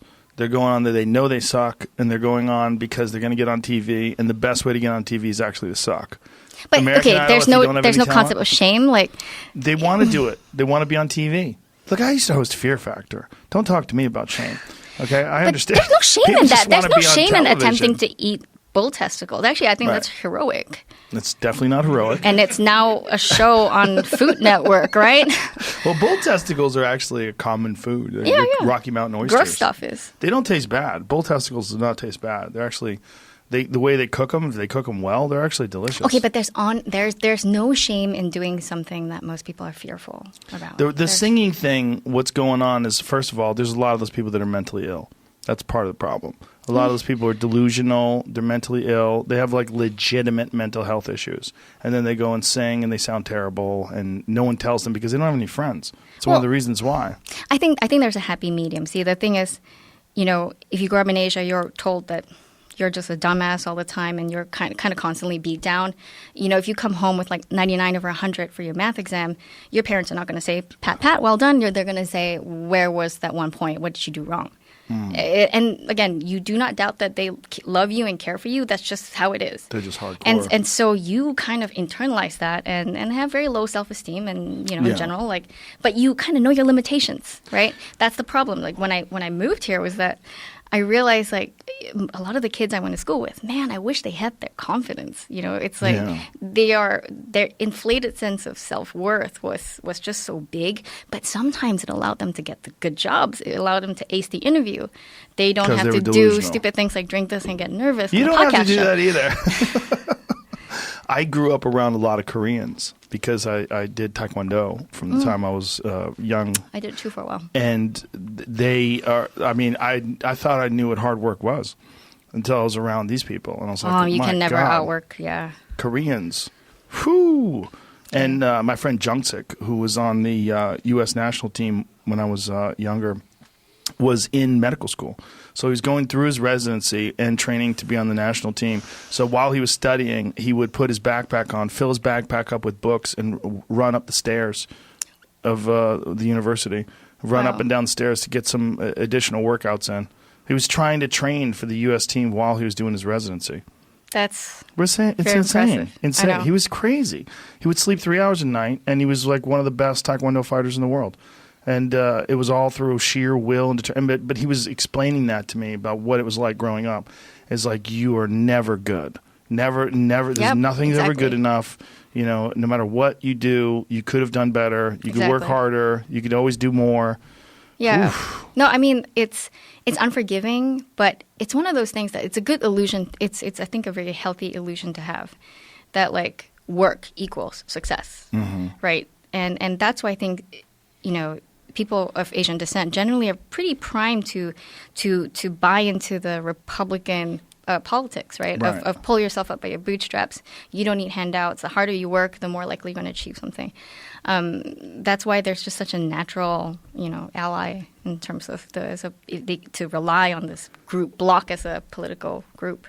Well, that's the undiscussed racism in academics. Is the way Asian people are treated when they're applying for major universities, particularly for Harvard. Like they literally, you have to score higher if you're Asian, because there's so many Asian people that get in. They made it more difficult, which is trying racist. to manage that. Yeah, I mean, it's not a meritocracy anymore. Like you've decided that they have to do better. Right. Than white people, they have to do better than everybody else, which is crazy. I think the insidious thing in particular about the Harvard case was that they started downgrading Asians on personality. I mean, that's the part. It's like, okay, fine. You want to say that, like, maybe, we don't want, we want to, like, lower the scores a little for other groups and. But why? But then to downgrade this personality, that's the part that bothered me. How did they do a downgrade personality? What was the method that they used to do that? So they said, okay, we're not just going to rely on standardized tests. Because that's the thing. Like, standardized tests, they can be easily gamed. That was the idea. That like you can just go for more tuition, extra classes, and you'll do well. Well, we care about the holistic package of the applicant. Right. So we want to see more personality. Ultimately, this is about, like what Aristotle called the telos, right? What is the telos of higher education? What's the ultimate goal or essence of higher education? Is it to just produce perfect cogs in the machine of the global economy? Or is it, to produce engaged citizens or whatever it is, right? Like, so however you define that question, what's the purpose of higher education? You could tailor your entrance methods to meet that. And in Harvard's case, they decided, well, we're going to, instead of just looking at your GPA, your essay, we want to interview the person. We want to see what your personality is like. Can you thrive at Harvard? Are you going to be a good contributing member of this university? Socially. Yeah, exactly. And, this is one of the areas in which consistently it looked like the Asian population that was applying to Harvard was downgraded in that score. They scored really high when it came to like extracurriculars, academics. They were so strong on SATs and all these other standardized tests. But when it came to personality, they were very consistently downgraded. So do you think that characteristic, like the seeking out that was applied specifically to try to limit the amount of Asian people? Because that's the argument, right? I don't know if it was done specifically for that, but I think Harvard has monocultures suck in general. So, if you're going to, even for me, like I was coming to study in America, like, 10,000 miles away, right, from the place I grew up. I don't really want to go to school with a lot of Asians because, like, I could have just stayed there, frankly. Right. But I was looking for something that wasn't a monoculture. Right. You have to just expand your mind, right? Right. So at the end of the day, the issue with Harvard is that it was taking federal money. And if you see Harvard as a stepping stone to a career, to a future, it is unfair. It is kind of unfair if they were penalizing you based on race. That's the hard part to prove. Right. Whether or not this was personality or race or some sort of, other thing that they were selecting for that happened to correlate with race. That's the part that's hard to prove. So is it possible that they were just trying to enhance the way people communicate on campus, and so they sort of emphasized personality and emphasized social interactions, and in doing so they penalized Asians without being aware of it? Yeah, kind of. I mean, to be honest, like, when I was in college, I only did my first Jell-O shot like a couple weeks ago. And A couple weeks ago now? Yes. Okay. Well, I was that typical. But you don't need to do Jell-O shots to be in college. I don't know if any. Yeah, okay, no, Did okay, they not lie to that. you? But Did they I lie to you? didn't have the typical college experience. You didn't party. I didn't party. Okay. And I think a lot of international students who come from Asia will probably fall under the same habits. Like, we're kind of like, we've been told that there's only one way to succeed: work hard and summa cum laude and all these things. Right. So a lot of us kind of are culturally aligned on that, and do we contribute to campus in the same way that your active student union leader would, who's involved in other curriculars? I don't know. So would Harvard want a diversity of behaviors and interests? Yeah.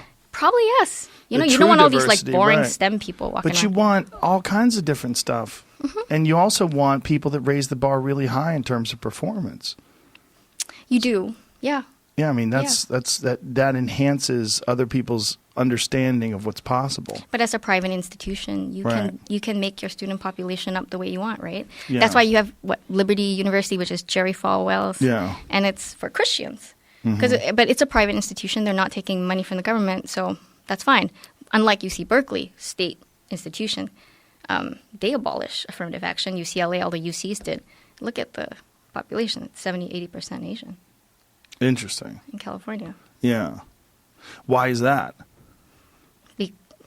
This is the uncomfortable, this is the part where we just, like, I don't want to say, do you? I don't know. Because they kick ass? They work harder? Yeah. They're more dedicated, more disciplined? People are very uncomfortable to talk about differences in group outcome because we have to kind of make everybody Right. the same, or else there must be some sort of systematic thing.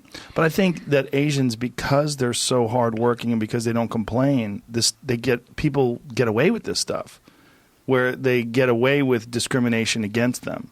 I think they're starting to complain. That's why Now, the lawsuits yes. were filed. So Yeah. they are starting to. But it's like it took that to Yeah. like, all right, you fucks. And there's actually quite a big pro-Trump Asian American voting bloc.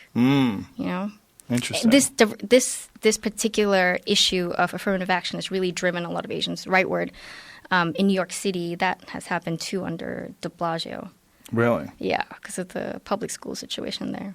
What is this? Same thing. They want to lower, basically in terms of the public high schools, they want to institute the same policies, affirmative action. Oof. So that's becoming an issue. I think I read an article recently that Andrew Yang was kind of dragging Asian Americans back to the left, but I don't know. Remains to be seen. He just dropped out. So yeah, now that he's out, I wonder what's going to happen. Yeah, I was bummed about that. He was my guy.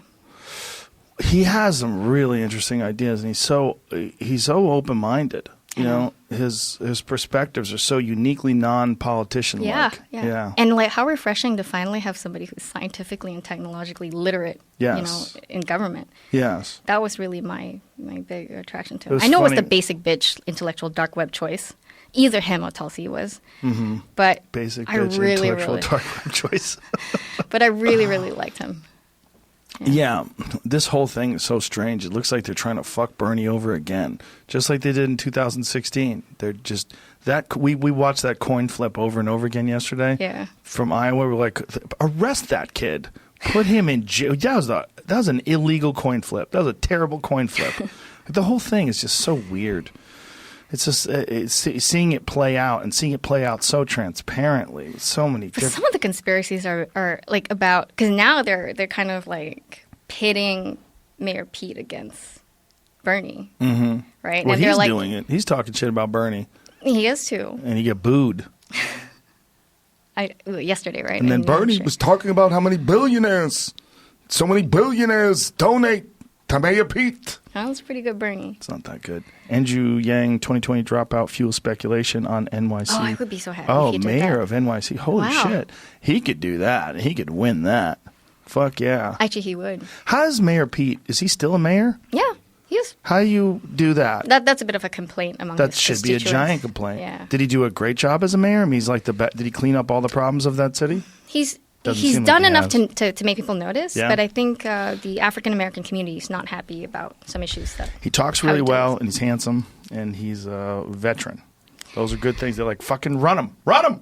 Run him. But Get him out there. people are really raking him over the coals for apparently like his, again, he's checked all the right boxes. Harvard, McKinsey, like he's too perfect. Like he was 3D printed in the DNC's headquarters, Yes. So people are very concerned about that. Like it's so funny how like this whole optics and authenticity really. For me, that's why I like Andrew Yang. If you hate politicians, which I generally Right. do, he's the least hard to hate. Yes. He's the one. Talking to him, he's so normal. He's like a guy who runs some tech company or something. That's what he feels like when I talk to him. Yeah. And that's the thing, like, with 24-hour exposure, social media, and news cycle, this kind of signal is so obvious in a way that was never before, right? We can see normal people now. Yes. And we know the difference between grandstanding, posturing, and just like Yes. being a normal person. Yeah. So, I mean, But also normal people don't want to do it. You know, it's like the whole thing of it is just so invasive and right. it's It should insane. disqualify anybody who wanted to do it. Exactly. But this is the system we have. We got to do what we got to do. It's better than China, right? Of course. Yeah. Right. Yeah. Yeah. Absolutely. As dirty as it is over here, Right. it's still better than the alternatives that we see elsewhere around the world. Right. Exactly. I'm hoping things just continue to get better. I'm hoping more people understand the mechanisms behind the scenes and how all this stuff works. And I have a question for you though. Like, Okay. what do you? Because you do talk a lot about like woke stuff kind of going amok, right? Mm-hmm. Does it not bother you though about Bernie that he aligns himself with some characters who are super woke? I think and woke activists in particular. Yeah. Well, I mean, he also aligns himself with people like Cornel West, who is brilliant and has some amazing ideas about that, and like looks at it from an accurate and educated perspective. I think a lot of the wokeness is a sign of a cultural shift in the right direction. Less racism, less homophobia, less fill in the blank. All the things that that trouble us about like evil behavior. and even greed, corporate greed, all these things that trouble us about the influence that money has on politics. And Bernie clearly stands against all that stuff. And I think that when you see this woke stuff, even though it goes amok, you have to look at it on a spectrum.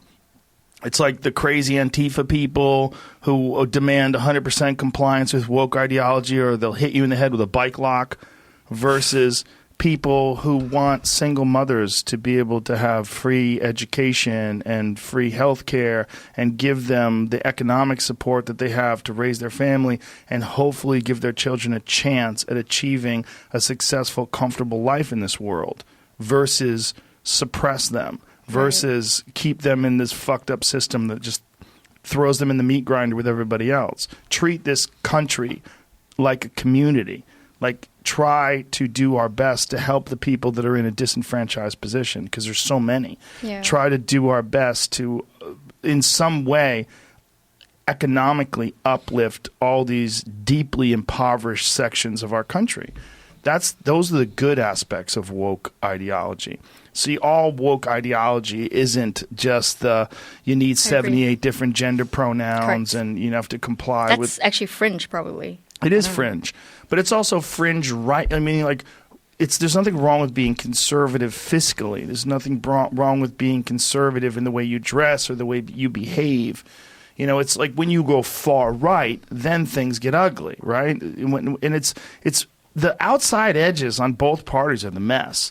Most people, reasonable people, if they could have conversations with folks, even if they had disagreed on certain things, they'd find themselves somewhere in a comfortable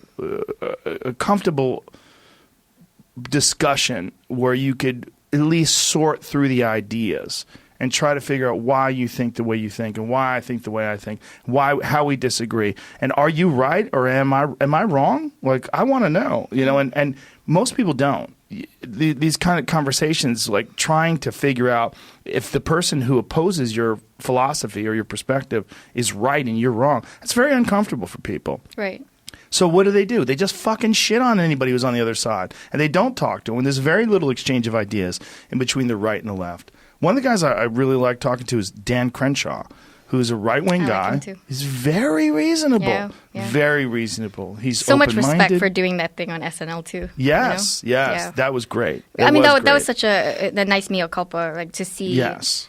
We and it's so rare nowadays, like this, you know, dividing line between right and left, and things are just so hyper polarized. So yeah, I mean, you can't, like, guys will go on a Fox News show and people scream at them, you know, how dare you use that? Like Jimmy Dore just did Tucker Carlson's show, and people were just shitting on him all over the place for doing that and using his platform. And of course, he's using his platform. He's getting good ideas out there. Who, Tucker? Jimmy Dore. Oh, Jimmy Dore. Jimmy Dore has an amazing YouTube show. I've seen him. It's fucking amazing. And the way he breaks down things. It's hilarious, but also he's funny. Accurate. And from the far left, too. Which, yes. I mean, I disagree with him a lot politically, but, like, he actually entertains me. So. Yes. He's an angry far left guy who's funny. And he laughs like, was it Mutsy? The dog that has the asthma laugh? Oh, he's got a crazy laugh. Yeah, exactly. I like people with crazy laughs because their laugh just makes me laugh. So I just watch for that purpose alone. We need more discussions. You know, we need more people that. And the thing is, if you like, people have gotten mad at me for having people on the podcast that are far right people, particularly in the far past, like many years ago. And one of the things that's hilarious is when they said his show has had this person, that person, this person, that person, all the negatives. Yeah. And you're talking about 1,500 plus episodes, and you'll list like 5 or 6 in a row, as if that defines the show. Well, like I said, this is another example of the political one-drop rule. Like you interview like one far right person, so you the whole ignore Jimmy Dore, ignore that you have had Abby Martin, Edward Snowden, all these people on. Like, you've done this far right person, your whole show is far right. Therefore, Rogan is is an alt right person. Well, it's easy too because I look like one. Like, I look like I should be an alt right person. No, you don't. Yes, I do. Why? Because you work out? Yeah. I'm a bald cage fighting commentator. You know.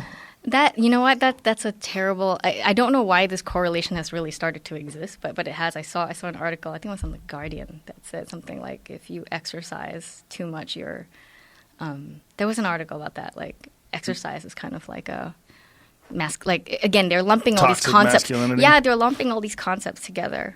I bet that article was written by a weak bitch. Right. It's just feeding the fire. Sorry. No, it's silly. There's a lot of like really brilliant people who exercise all the time. Right. They just enjoy it. They enjoy having a body that works really well. There's a lot of brilliant people that like racing cars too. Right? They just enjoy the mechanical aspect of racing a car. It's kind of the same thing. When you do something to your body to juice your body up to make it stronger and faster and work better, it doesn't mean you're dumb. Yeah, but this doesn't mean you're toxic masculine. But this stuff is insidious because it's bad enough to be in political silos. We're now in cultural silos, and they're mapping on each other, right? Yeah. So one of the things that happened when I first moved here was that, because I didn't grow up here, I didn't know what I shouldn't like. So people would say like, oh, you're Boston, like, educated, liberal, coastal elite, right? But then I was like, I love WWE. And so they're like, that's not, of all people, like, I'm surprised you watch WWE. And this was the time of like Hardy Boys and Lita. I grew up with that stuff.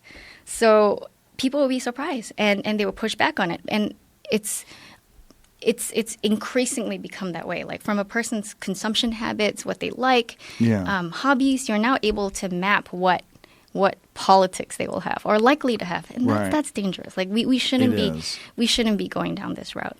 It's been very comforting for me to see how many left-wing, intelligent, well-read, educated people actually enjoy watching the UFC. So I've talked to so many of them, like, you're a fan. Like, oh, all right. And then they want to have these conversations with me about fights and about this matchup and that matchup. I'm like, wow, this is really interesting. Like people that you would never have associated with being like a fan, like Robert Downey Jr., UFC fan. And we're talking to him about, like, wow, Matt Damon, UFC fan.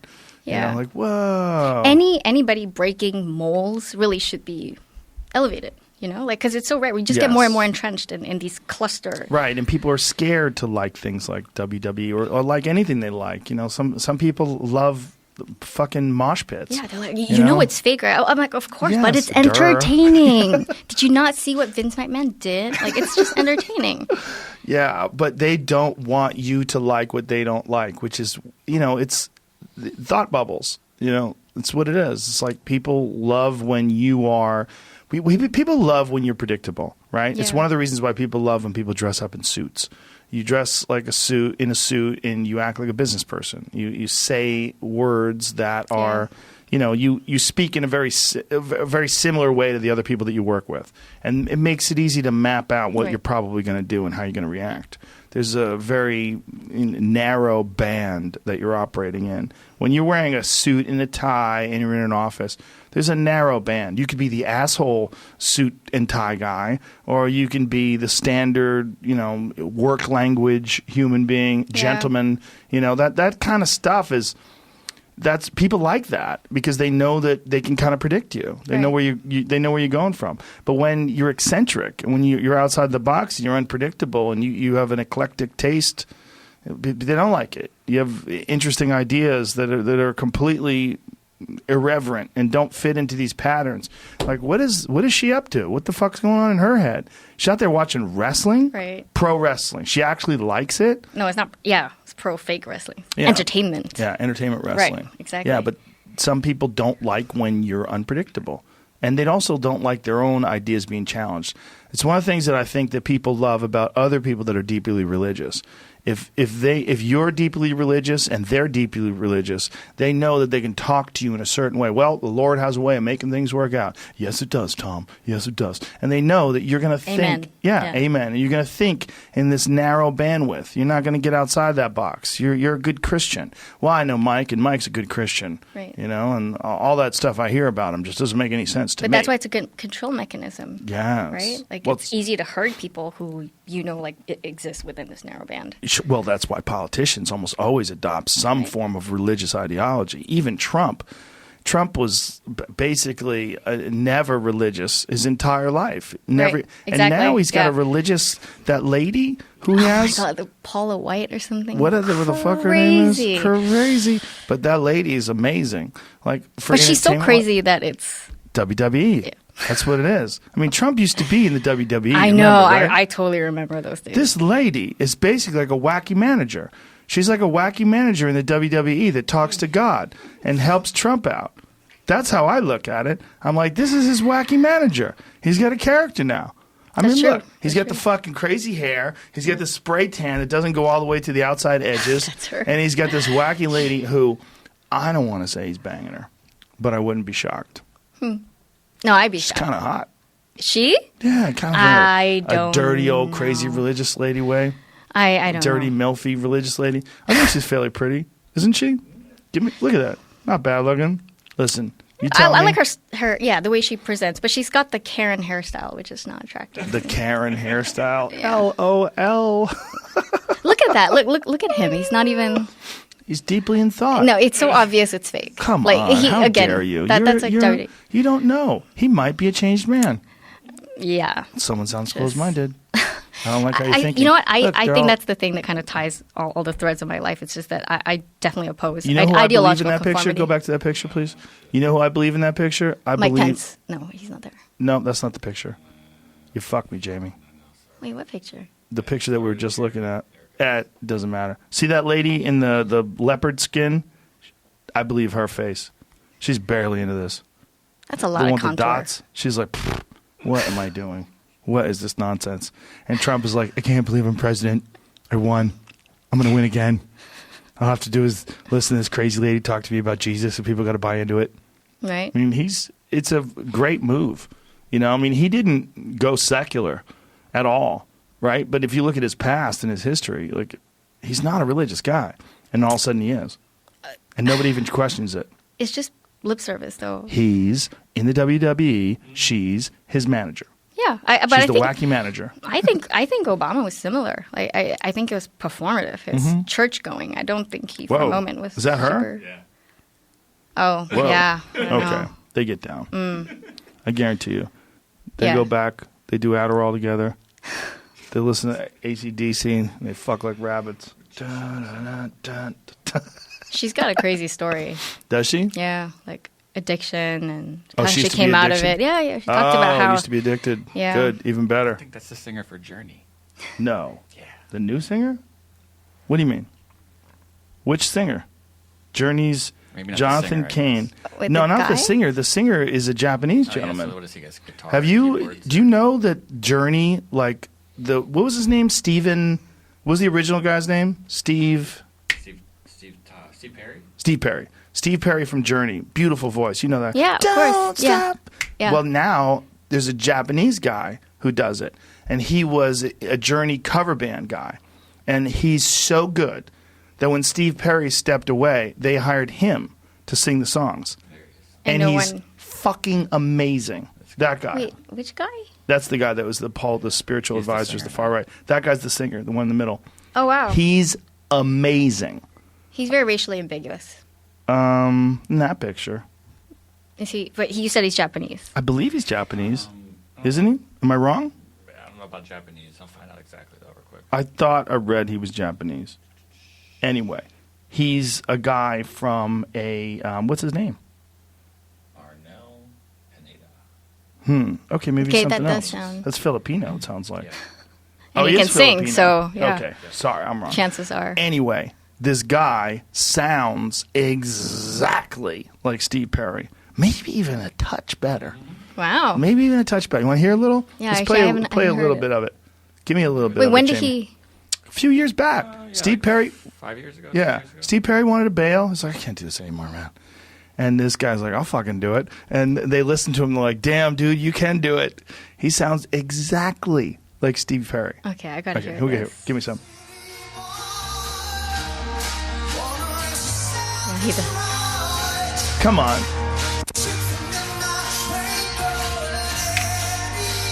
Brings me back to high school, baby. He's amazing. Wait, that was not. No, that's him. That's this dude. Okay. Yeah, How good? Yeah. I'm convinced. Maybe a little better. I like the intensity. Just yeah. a touch. Just a or, touch or maybe better. just sound technology is improved. I'm not sure. That could be. You're being very generous. Yeah. Give me a little more.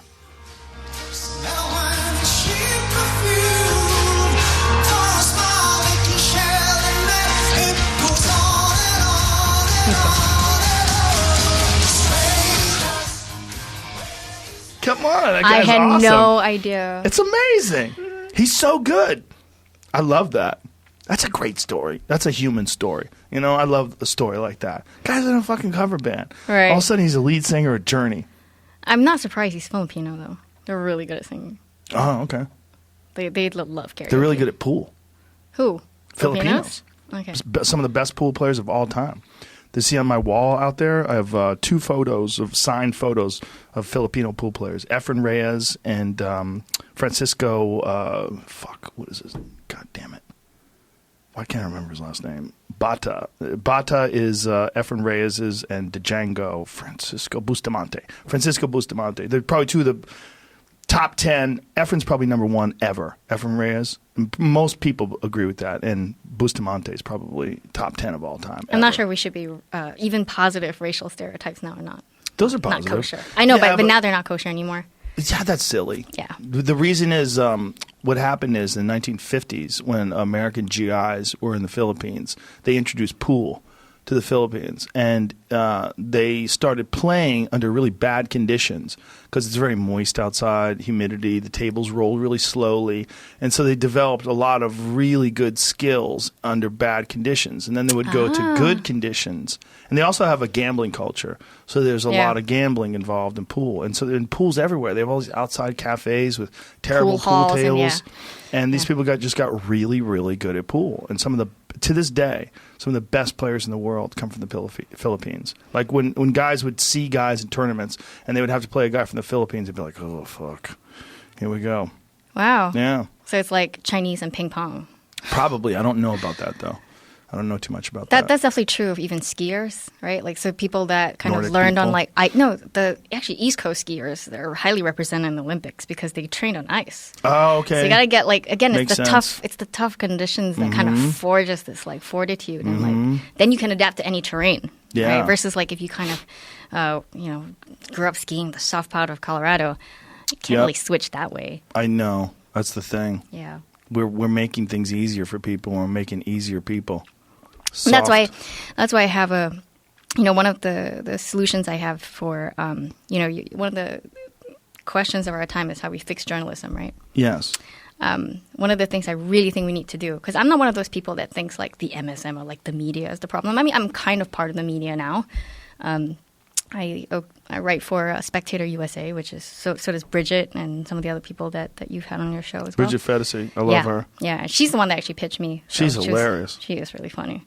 I wish I had the freedom to be as inappropriate and hilarious. You say that. I wanted to get back to that because you were talking about. Well, we'll go ahead with this thing about how to fix journalism, and we'll get back to that. So some of the best reporting that the New York Times really does is on the international stuff. So they've sent journalists into these areas in Xinjiang to see what's up, and they would be surveilled by government officials and things like that, or even the ISIS files where this reporter, New York Times reporter Rukmini, had gone into Baghdad and she just went in and collected all these documents by herself, and then they came back and they analyzed it and they reverse engineered how ISIS was running their entire operation. This is really good journalism. Yeah. And when you kind of focus on the shit that's going on in other parts of the world, gives you a lot of perspective. You realize that a lot of woke stuff is actually very America-centric. And if you had zoomed out, you would see that this wasn't a problem. The thermostat issue of, thermostats, office temperatures, being sexist, for example, because they're too cold for women, that's not a problem when you have seen how the women in Iran, what they have to deal with. And if we just did a rotation in the newspapers where everybody from the lifestyle or culture desk has to do a stint in, Saudi Arabia or something, reporting from the foreign, maybe they'll have some perspective on this. Sure. Well, it is all a perspective issue, right? I mean, when in the absence of any real oppression, you find oppression everywhere. Right. Try to find it in pencils like progress is the victim of its own success in a way. And, that's one of the things that, because I had a big imposter syndrome when I first joined Spectator. And what they told me was, I was like, I'm not trained as a journalist. And they're like, yeah, we know that. But that's actually, the chairman said, like, that's why we want you. It's because you didn't go to the same schools. You didn't go to the same journalism school. So you're not going to think like all the kids that are graduating from, say, like Columbia, for in journalism. So we want different perspectives. And it's like, in fact, it's a policy that we don't even ask for where you go to school. We don't even ask what you study. We don't care. So don't even tell us. Wow. And that's how I got on board, just like so that. did they just read your writing and say, we just like how you think? Exactly. Now, isn't that refreshing? It is very refreshing. It's wonderful. Spectator USA. Congrats to them. Yeah. Why do you think that you can't joke around about things, and why do you think that in some way is going to make people take you less seriously? I think people put you in bins, right? So professionally, like there's just, like you said, it's this like signal of like how you're going to act, right? How you dress, how you come across. And in professional settings, there's an expectation of you as behaving a certain way. Now, when you're funny, the problem is that people don't know. Like, you could say something, but like be totally ridiculous, and it's a joke, but then other people might take that seriously, and now you're a racist, or Welcome to my world. right. But you work for yourself. You're Joe Rogan. It's very different if you are if you are tethered to an organization that you have to represent. At the end of the day, people can't separate that. So, part of my job is negotiating deals with many of the authors that you have on your show, right? People like who write best-selling books, trying to ink deals with them. I want your Arabic digital rights for free.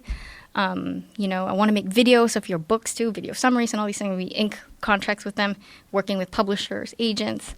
And then also fundraising. I have to go to individuals to say, like, hey, you know what? It's going to cost us $20,000 to translate this book. Would you want to sponsor it? Like, you're a fan of this book. Hey, can we get this in Arabic for free? So when you're kind of like handling those things and going into offices and, sometimes you go to Penguin Random House, and it's a certain expectation set of you. And I don't know if it's even more true of women, though, that like, they don't expect you to be funny, or like the funnier you are, the more they take you less seriously. Versus then, I don't know. There seems to be a bit of a gender divide there. I can see that. Yeah. I could see how that would be an issue, but I would like it to be their problem, not yours. I like funny people. So whenever someone says they're discouraged from being funny, and that's one of the things that I like about your Twitter page, is that it's funny. You're very funny. So like, discouraging you from being funny to me is like, why would you do that? You can't separate. Because you're not serious commentator. Like, no one's going to get you on I don't think that's true. CNN. How could that be true? How is it true that someone who's just making jokes also can't be a serious person with a really well thought out perspective? No, I obviously I agree with you, but it's just one of the feedbacks I've gotten. Like, if you Fuck want to be those people. taken seriously, Who are these people? People that are running things. Maybe you need your own show. Maybe you need to stop working for people. No? I mean, I'm still a believer in institutions. That's why I'm not like super, I don't want the revolution. I still believe that the way we're going to change things is through, right now there's just too much power. My heart would like a revolution, maybe. What kind of revolution? No, I'm just saying I'm not the kind of person that wants to tear down institutions, right? I kind of want to work within it to change things, because they have the best shot at changing things.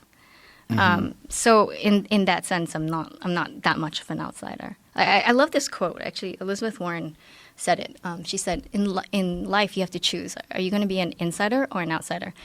An insider doesn't have the freedom of speech, but he has the power to change things. An outsider can say whatever he or she wants.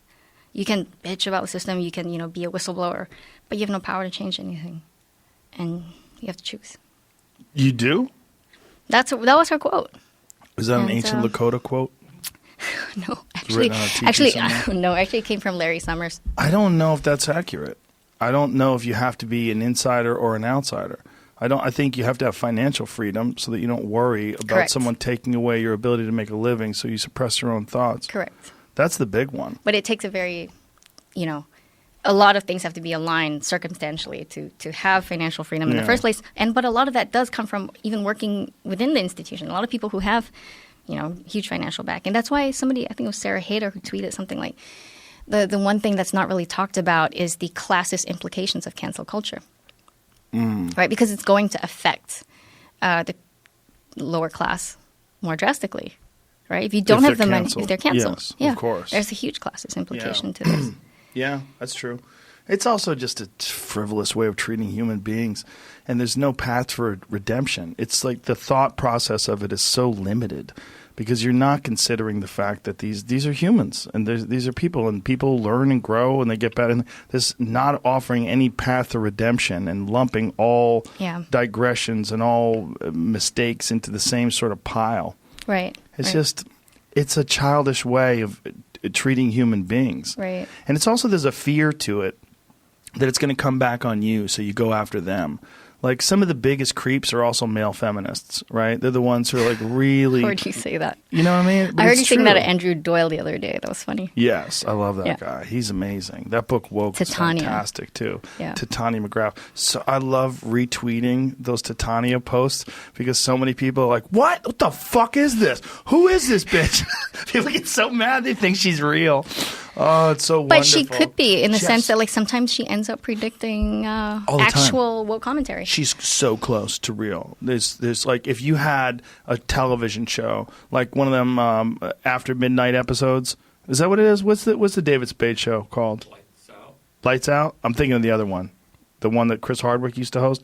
Anyway, you have a talk show. Well, let's say Jimmy Kimmel. If he had, is this Titania McGrath or is this a real activist? And you had the quotes back to back. A lot of them are close. You would be hard pressed. You get a lot of it wrong. We're at the point, though, in our history and culture that we can't even write better satire than reality. Right. And that's a problem. It is a problem. You know, when our satirists are actually end up writing better stories than or even predicting, what's happening. Like, that's... Well, people are losing their fucking minds. There was a video from the University of Phoenix, I think it was, where there's this kid on campus, and there was some pro-Trump group. Did you see that video? The kid screaming and saying, you're a fucking fascist, you're a fucking Trump, your throat's cut. And he's screaming. And he's walking away from them, screaming and making this, you should all have your throats cut, just completely unhinged. And I was watching this, I was like, imagine if this was some kid yelling about Obama and the Obama administration and the liberals. I mean, because he's not saying anything. He's not saying the reason why I hate you is because you detain children at the border in cages. Play this so I could hear it. And play it and give me some volume. Okay, I saw that circulating. Listen to this. Slash his throat! Every fucking Republican! Suck my fucking balls! Say that one more time. Slash Republican throats! Slash fascist throats! Get the fascist! Okay, that poor kid needs a hug. Yeah. But imagine if he was saying that about Democrats. Every Democrat can suck my balls. Every every Democrat slashed their throat. That would be crazy. Right. I mean, he's doing that because there's this pro-student Trump organization there. And so he's screaming that, unhinged. That's one of the problems. I think we should not give, we should not give the right legitimate reasons to be complaining about disparate coverage, right? So one of the things that Eric Trump tweeted yesterday was, which I didn't even know happened. Like, apparently a van was driven into a GOP tent or something at one of the primaries, and it got no coverage. I didn't even see it until I don't know. But there was a story about this, and Eric Trump basically tweeted saying that imagine if the labels were turned, like it was just the other way around. He's right. We would hear nonstop. There would be analysis of the far right problem in America, and so the responsibility is on the media to make sure that these people don't have that argument. Right. The media has to be open. And they have to be unbiased in their depictions of these things. And we don't really have that kind of media anymore. We have left-wing media and right-wing media, and everybody else is going, what's going on? Who's right? Who's Right. telling the truth? You flip back and forth from CNN to Fox News. It's like you're in a vortex of space and time. You don't understand what's what. Right. Yeah. No, I agree. It's weird. But that kid screaming, that poor kid, like, what happened? Where'd you get this? Every Republican slashed their throat? I know. Come on, man. Who are you? What happened to you? And you're in school, so you're learning something? I'm so wary of sort of dogpiling on this stuff now. I think when I first started on Twitter too, I was always inflaming or like retweeting something that was like, oh, look at this super woke person that's Right. on the fringe, and I'm like, no, maybe I shouldn't amplify that signal. Mm-hmm. Maybe this really is a fringe, and that I'm just kind of making it seem like it's a bigger issue. Because I notice I fall into that trap sometimes. Like, there was this one story that came out, I think, when Apple released the new iPhone. There was like, New York Post was like, iPhone 10X or something was cited as criticized as being sexist. And I was like, what? Why? How? And apparently because like the phone was kind of big, like they expanded the dimensions, and so like it doesn't fit into women's hands as neatly as the old version did. And then I was like, so I tweeted that angrily, like, yeah, of course, like everything is sexist again, like checks notes, iPhone sexist. And then I realized I was kind of part of the problem, because when I looked into this whole issue, it was literally just like 2 Twitter egg accounts. And so like an article was written based on like what somebody who's anonymous said on Twitter that it was sexist. And it could have been the Internet Research Agency in Russia just fucking with everybody. Yeah. Or Titania. Yeah, or Titania, another version of Titania. Yeah. It's clickbait. It is. So I kind of stopped doing that stuff. I decided to become a bit more responsible with my own Twitter account. And yeah, focus on different things. I mean, we already have a lot of good commentators who are fighting this fight, right? People like James Lindsay, Peter Boghossian, Yes. they're doing it very rigorously. And they're doing it, in Peter Boghossian's case, they're doing it at great peril. Like, that Oh my God, university is yes. trying to get rid of him. Yeah. And yeah. his papers that they did, those grievance papers, are hilarious. I know. The heteronormative and queer behavior and dog parks, whatever it was called. Yeah, K9 whatever it was dog called. parks, yeah. Fucking brilliant. Right, and then So they got called good. up for apparently manufacturing data. Yes. Which, of course, that's the whole point of a hoax. Yes. And yeah, I know. It's a political hit job. Yeah, but they don't like that mirror of mockery. They don't like that, the spotlight being on them, and to realize how ridiculous. What you guys are supposed to be some higher institute of higher education.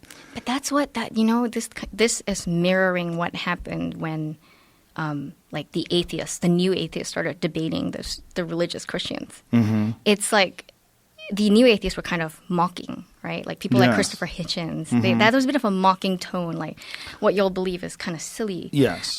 But the way they reacted to it was that like, you're not allowed to laugh about this stuff. Right. It's always the question is, which side can tolerate humor? You're going to be on the Yes. right side. Right, I agree. Yeah, Yeah. as soon as you can't be mocked, and like no one hates being mocked more than the left these days. No Right. one more than woke people. Right. I when I called my 2016 Netflix special Triggered, just calling it Triggered got so many people Triggered. mad. Right. I'm like, you fucking dummies, do you know I just did it. I just did it to you. Like, Right. but I called it Triggered and you were mad. Yeah. That's funny. Yeah. It's just, we're in a weird space right now where there's so many voices, so many people have social media, and so many people have access to complaining. And so you get this bizarre signal. Right. It's like you got to kind of let it die down a little, figure out how much of this is real and how much of it is that kid screaming, slash their throats. How many of those people are Yeah, on Twitter? because we would How never many of have this seen is? that, right? Right. So I used to say the same thing because you would see medical journals reporting cancer rates are going up, and it's like, cancer rate is that really the case? Are we having more and more incidences of cancer, or is it that our detection methods have gotten better, like Right. diagnostics have gotten Right. better, and we're just able to catch it at a much earlier stage? So it's kind of inflating the case number. Yes. So it's hard. It's really hard to tell. And it seems I'm so buoyed by the fact that in the last few months, it seems like mainstream culture, even comedy, starting to push back. You have more and more people who are saying, okay, enough of this stuff. Well, come to the Comedy Store. That's the front line. The Comedy Store is the least woke comedy club in the history of the universe. Is it related to the Cellar? No. Okay, because No. the Cellar's really least woke too. Yes. The one in New York. Stand-up is pretty unwoke. And the thing is, the audiences want to hear this stuff. They want to hear mocking all this shit. They want to hear it. And they enjoy it. And, you know, you get pushback sometimes. People get up and get mad because you said the wrong word and they'll leave. But you're missing the point. The point is to say the wrong word. You know, like what stand-up is supposed to be is mocking everything that can be mocked. And if it can be mocked, it will be mocked. Right. And if it's funny, the audience will laugh. And if you're like, you shouldn't mock that, but it just did. Or you shouldn't punch worked. down. Well, like that's another yeah. thing you hear quite a bit. That's a weird one, too, because you shouldn't punch down if it's not funny. But if it's really funny and you're punching down... There are exceptions, yeah. Look, Sam Kinison, one of his greatest bits ever, was making fun of people starving in Africa. What? Yep. It was a bit about those television late-night commercials where you're sitting at home, cooking your, eating your dinner. did something like that on SNL. And, well, Sam Kinison's bit is like a real classic. You know, it's like, would you help? Would you please help? And he's like, why don't you help? You're right next to him. And he goes, why don't you, instead of sending him money or sending him food, he goes, send him someone like me.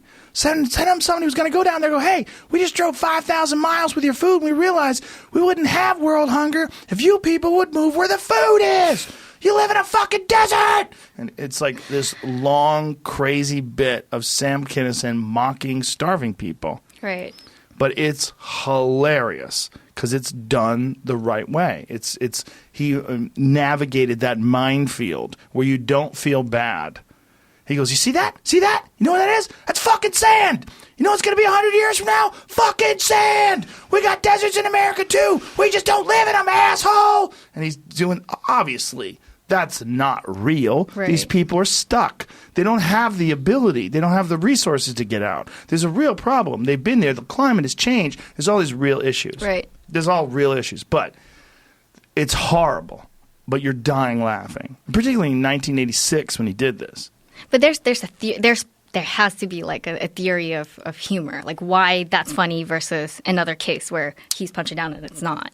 Good luck with your theories. Here's the thing about theories. Theories are you probably could you could do a post-mortem on a joke, and you could accurately dissect why it worked. I don't think you could predict how a joke will work because too many jokes are dependent upon the personality, the irreverence of cultural the perspective, cultural context, timing. The personality of the person doing it is giant. Yeah. Kinison always had this little smile and this devious smirk, and he could get away with more fucked up shit because that was his brand. You know, like that wouldn't work with Stephen Wright.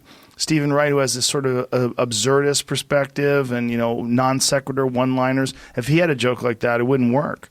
But with Kinison, with the yelling and the anger and, you know, and he was fat and ugly and, you know, he's always angry. That's like, you know, we talk about marriage and getting divorced. You felt bad for him, right? If Brad Pitt was out there screaming about getting divorced, you'd be like, that beautiful fuck, he should shut his mouth. Mm-hmm. He's beautiful.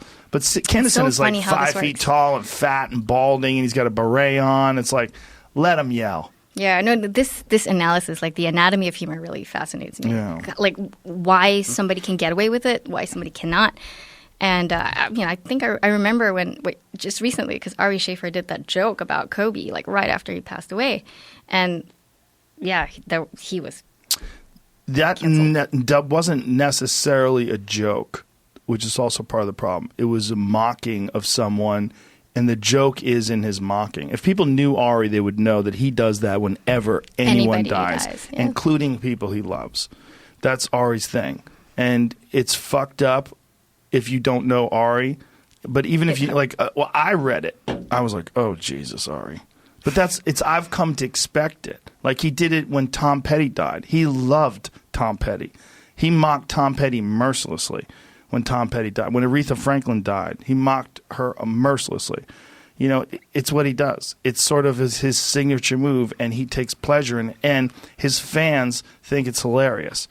But the best way to describe it is the way he looks at it. He has a very niche audience when it comes to that. And then that joke or that thing that he does that's funny to him and his crazy fans hit a broad audience. Yeah. And that's when it became a problem. No, it takes a lot of balls to do comedy. I really respect that so much. It's a strange way to make a living. It especially today. Yeah. Well, Ari had a great point about that too. Ari's a brilliant guy. You know, I used to love his Amazing Racist stuff. Oh, dare you So fun. I know, but it's You're not supposed to say that. But it's like from 2013. Yeah. It's old. Yeah. But From a long the time one ago. with the But that's Asian driving instructor Yes. thing was so fun. It drives me hysterical. I show that to a lot of people, and he's a brilliant stand-up look it too. up. He's a very, very funny guy. Yeah. I forget what I was going to say about him, but he had this point about comedy. He's like, this is a great time for comedy right now because comedy's dangerous again. Like it's really dangerous again. There's It got actual safe before? consequences. Yeah. It was. You could get away. There wasn't as many consequences. People could not like it, but now with social media and the cancel culture and everything, like people get really angry at comedy now. Like, woo! Right. You can feel it. oh, so okay, he's They a come masochist after you. then. Yeah, no, it's not that he's a masochist. It's just that he's an artist, and he loves the fact that it's very punk rock now. It is. Wild comedy is very punk rock. Like you're bucking a trend, but you're also doing it to the delight of audiences. Yeah. I mean, if anybody thinks that you shouldn't say some of the things I say, come see me in an arena. Come see 15,000 people screaming, laughing at that. I don't think you're right. I think people understand what a joke is. I think people understand that you're saying things that if you took them out of context and put them in a blog, it looks horrible. But if you're saying it in the context of comedy, when you know that someone's just fucking around, it's really funny. And it's funny because people want to release from all this nonsense. They want to release from this restrictive way of thinking and talking. Right. They want to release it from being told what to do. They want to release from these fucking kids yelling, slash their fucking throats. It's like, God damn it. What are we doing here? And that's where comedy comes in. Yeah, my release was just moving. Yes. Just like move to a place that Right. all this stuff was possible and that we could laugh at ourselves again. And But that's probably why you have this really interesting perspective. Is because of the fact you came from real suppression. Yeah. You understand Consequences. real suppression, real consequences. You left that, and then you're seeing these minor consequences, and you're like, okay, you guys, this is a problem. Like, you need to go to Afghanistan for a couple weeks. You need Correct. to see what it's like in, like, really suppressive cultures. exactly. Yeah. How it changes your mind, how it you end up self-censoring. You don't even need the government to do it anymore after a 'Cause while. you're scared, yeah. Because you're scared. But does it matter if it's the government or the Twitter mob after a while? The result is going to be similar, even though the consequences are different, and we should definitely Right. separate that. I rather lose my job than lose my life. Well, it's with wokeness in particular, like in the propagation of wokeness, in the promotion of wokeness, and the very strict adherence to this ideology and the aggressive takedowns of people that don't comply, you're essentially instigating a sort of totalitarian way of thinking, but it's just in a way that you think is good. But it's Right. still a totalitarian way of thinking. You're implementing this very rigid ideology, and you're demanding compliance. Purity. Yes. Yeah. And if people don't comply, you're going after them. That is everything that is against being a liberal progressive thinker. Exactly. You're supposed to be a person who promotes discourse and open-minded communication.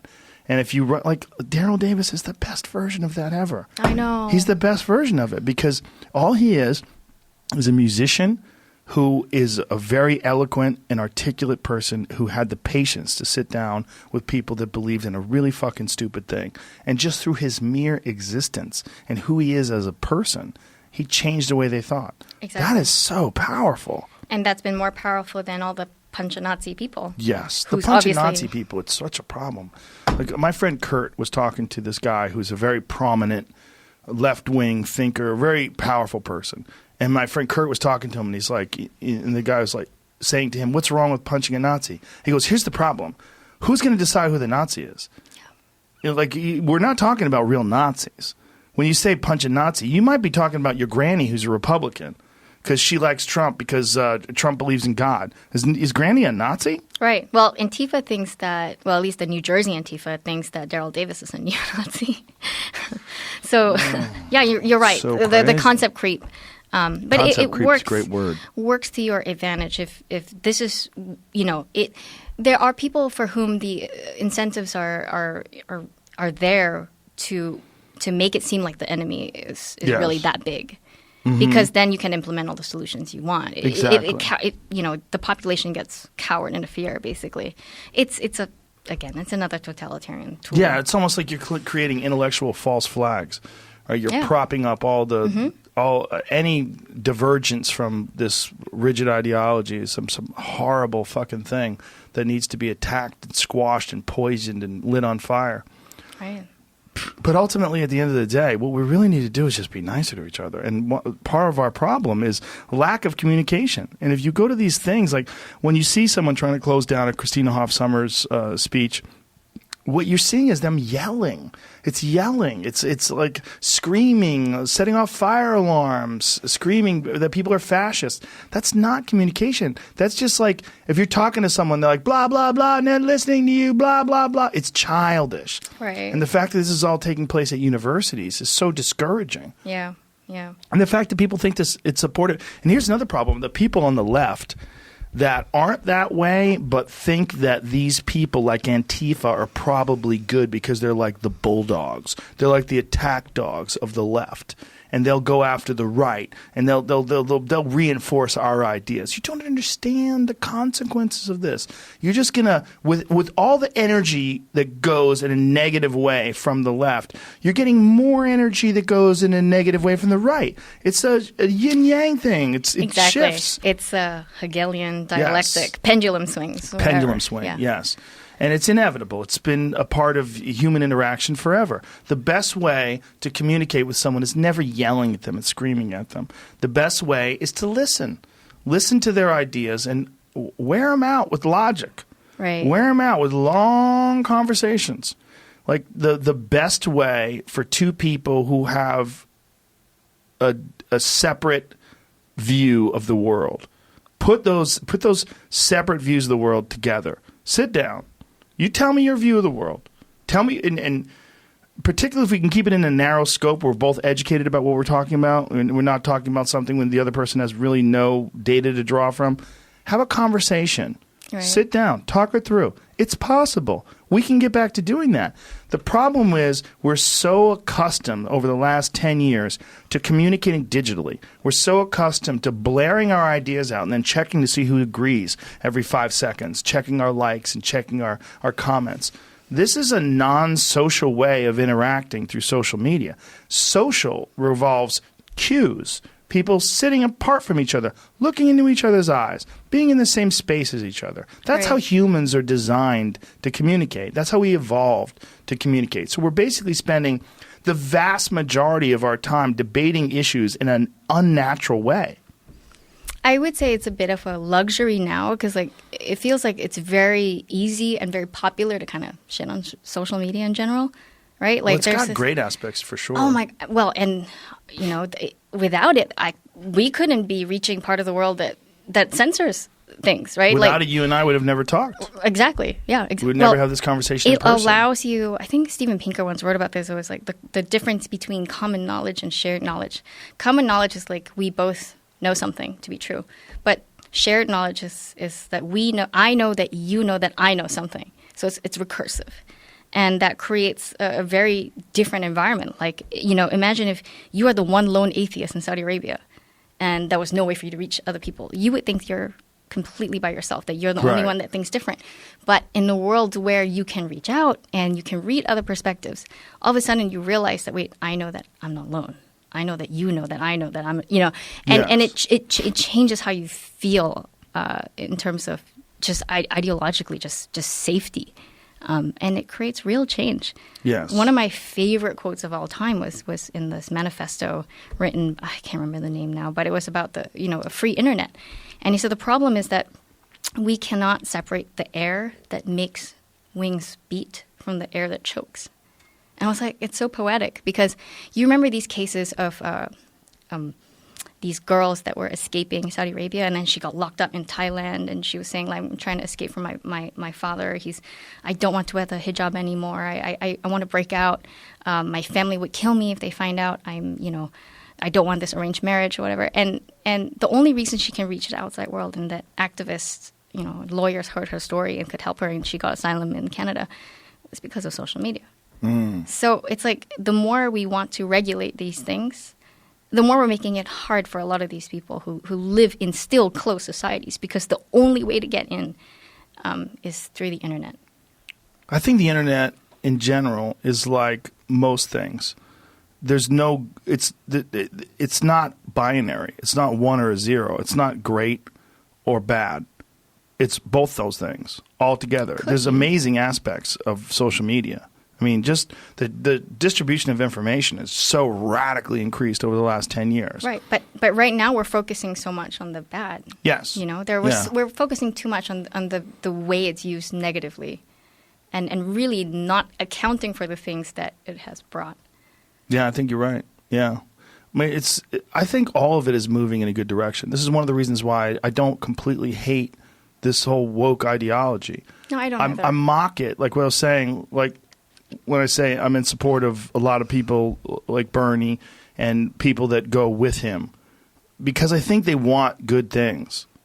I think they want a society that's more kind and inclusive. Oh, to be fair, Bernie didn't, like, as a himself personally, wasn't a big identity politics guy at all. In fact, in 2016, not at all. Times have a bit changed. It's just easier to do it now. It's like you slide right in, you get more support. It's just right. It's a weird battlefield now, an ideological battlefield. And it's causing the Democratic Party to split. Yeah. Right? It's kind of hilarious. It's just, I love fake shit. I love when people like obviously fake. I love when they give fake speeches and they do fake political things with their thumb in their hand like that. I love that stuff. I just love when they fall into those patterns. But it makes it it's so obvious now. It's obvious. Yeah, exactly. But that's why a guy like Andrew Yang stands out in such stark contrast. Like, who is that guy doing there? Seems like a regular guy. I'm just really upset that we'll never get the image of Andrew Yang doing the whipped cream bukkake thing in the White House. Did you see that? What is he going to do? Did you not see the story? No. Like with his followers, yes. The whipped cream. Yes. No, he was christening his New Hampshire office. Right. And then he was squirting whipped cream in people's mouths. Exactly. Yeah. His staffer's mouth. Right. And it's what's the funniest thing? Like, like nobody told him what the optics were. Right. On that this. it's white cream and you're shooting in people's mouths. And he's on his knees. Yes. That's the funny all that's part. wrong. But I I'm love just the fact- upset that this is not going to happen in the White House. Like I thought that's It's probably happening right now with Trump and his WWE manager. They're probably in the White House right now doing that exact same thing. That was a really bad hit piece on Andrew Yang in the New York Times. That was so bad that people started, they had to disable the comments. Why did they do that? Why did they do those hit pieces? They were finding disgruntled ex-employees of his to basically shit on him. Right. And one of the complaints was that he pressures people to do karaoke.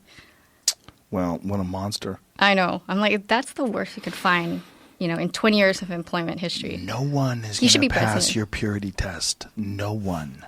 No one. I totally agree. Yeah, especially if you've actually turned the light on them. Everybody's flawed. And especially if you only highlight those flaws outside of the context of whatever the fuck they were talking about and the conversations they were having and what was going on. And you could make a very distorted perception of someone by just snipping and piecing together. That's why it's so insidious. Yeah, well, it's also why it's weird when it's coming from journalists. Like, you should know what you're doing. You should know that this is not an accurate or objective analysis of who this person is. But that's what I mean. The person who wrote this article who, was saying, oh, he's uncomfortable with language and there was some implication in the piece that he's clumsy with how he deals with women staffers, right? And it's okay, this guy is a tech nerd, maybe he's got some social cue reading issues. I mean, I do too, and it's to drag someone to basically sling mud at somebody like that. It's horrible. The thing is, though, they're doing it because that's what sells. These magazines and newspapers have become sort of slaves to clickbait. They kind of have to get clicks. Yeah, I mean, you talk to people that are model. actual journalists now, and the pressure that's on them to get a bunch of clicks for each article, and they'll have editors that change the title of their articles to make it more salacious. But that's why they did the whole paywall thing, right? So the New York Times transitioned to subscription completely Yeah. for that purpose. It's Yeah. that they won't be subject to the whims of. But they still are. They still are, because a lot of those things you get through your Google News feed, and you have to click through to the paywall if you want to read it. But the initial title is what gets you to click the link, and then you realize it's paywall. You don't just sign up without reading anything. You go there because there's an article that's interesting to you. Right. And then or that confirms your worldview, which is the worst. Yes. Or goes against it and you get angry. Yeah. Yeah. I don't know. I mean, I have to say in that regard, I'm lucky that I don't have that pressure. Yeah. Like, it they sounds like just you let me don't. wre's whatever, there's no That's implication awesome. of that. Listen, I got to wrap this up, but I appreciate what you're doing. I think it's wonderful, this idea that you're getting these books to these people and converting the languages so that they can understand some of these great works. And Yeah. I mean, it's a step in the right direction. And again, your Twitter feed's awesome. Thank you. Could Tell be more. people where they can get a hold of you on social media. Twitter, at Miss MS Mel Chen, MELCHEN. My own website, if you Do you do Google Facebook? Melissa Chen. I No do, Instagram? but no, that's my rebellion, my millennial rebellion to the world. No Instagram. Okay. Yeah. Well, thank you. I enjoyed talking to you. Thank This you. is a lot of fun. A lot of fun. Thanks, Joe. Okay. Bye, everybody.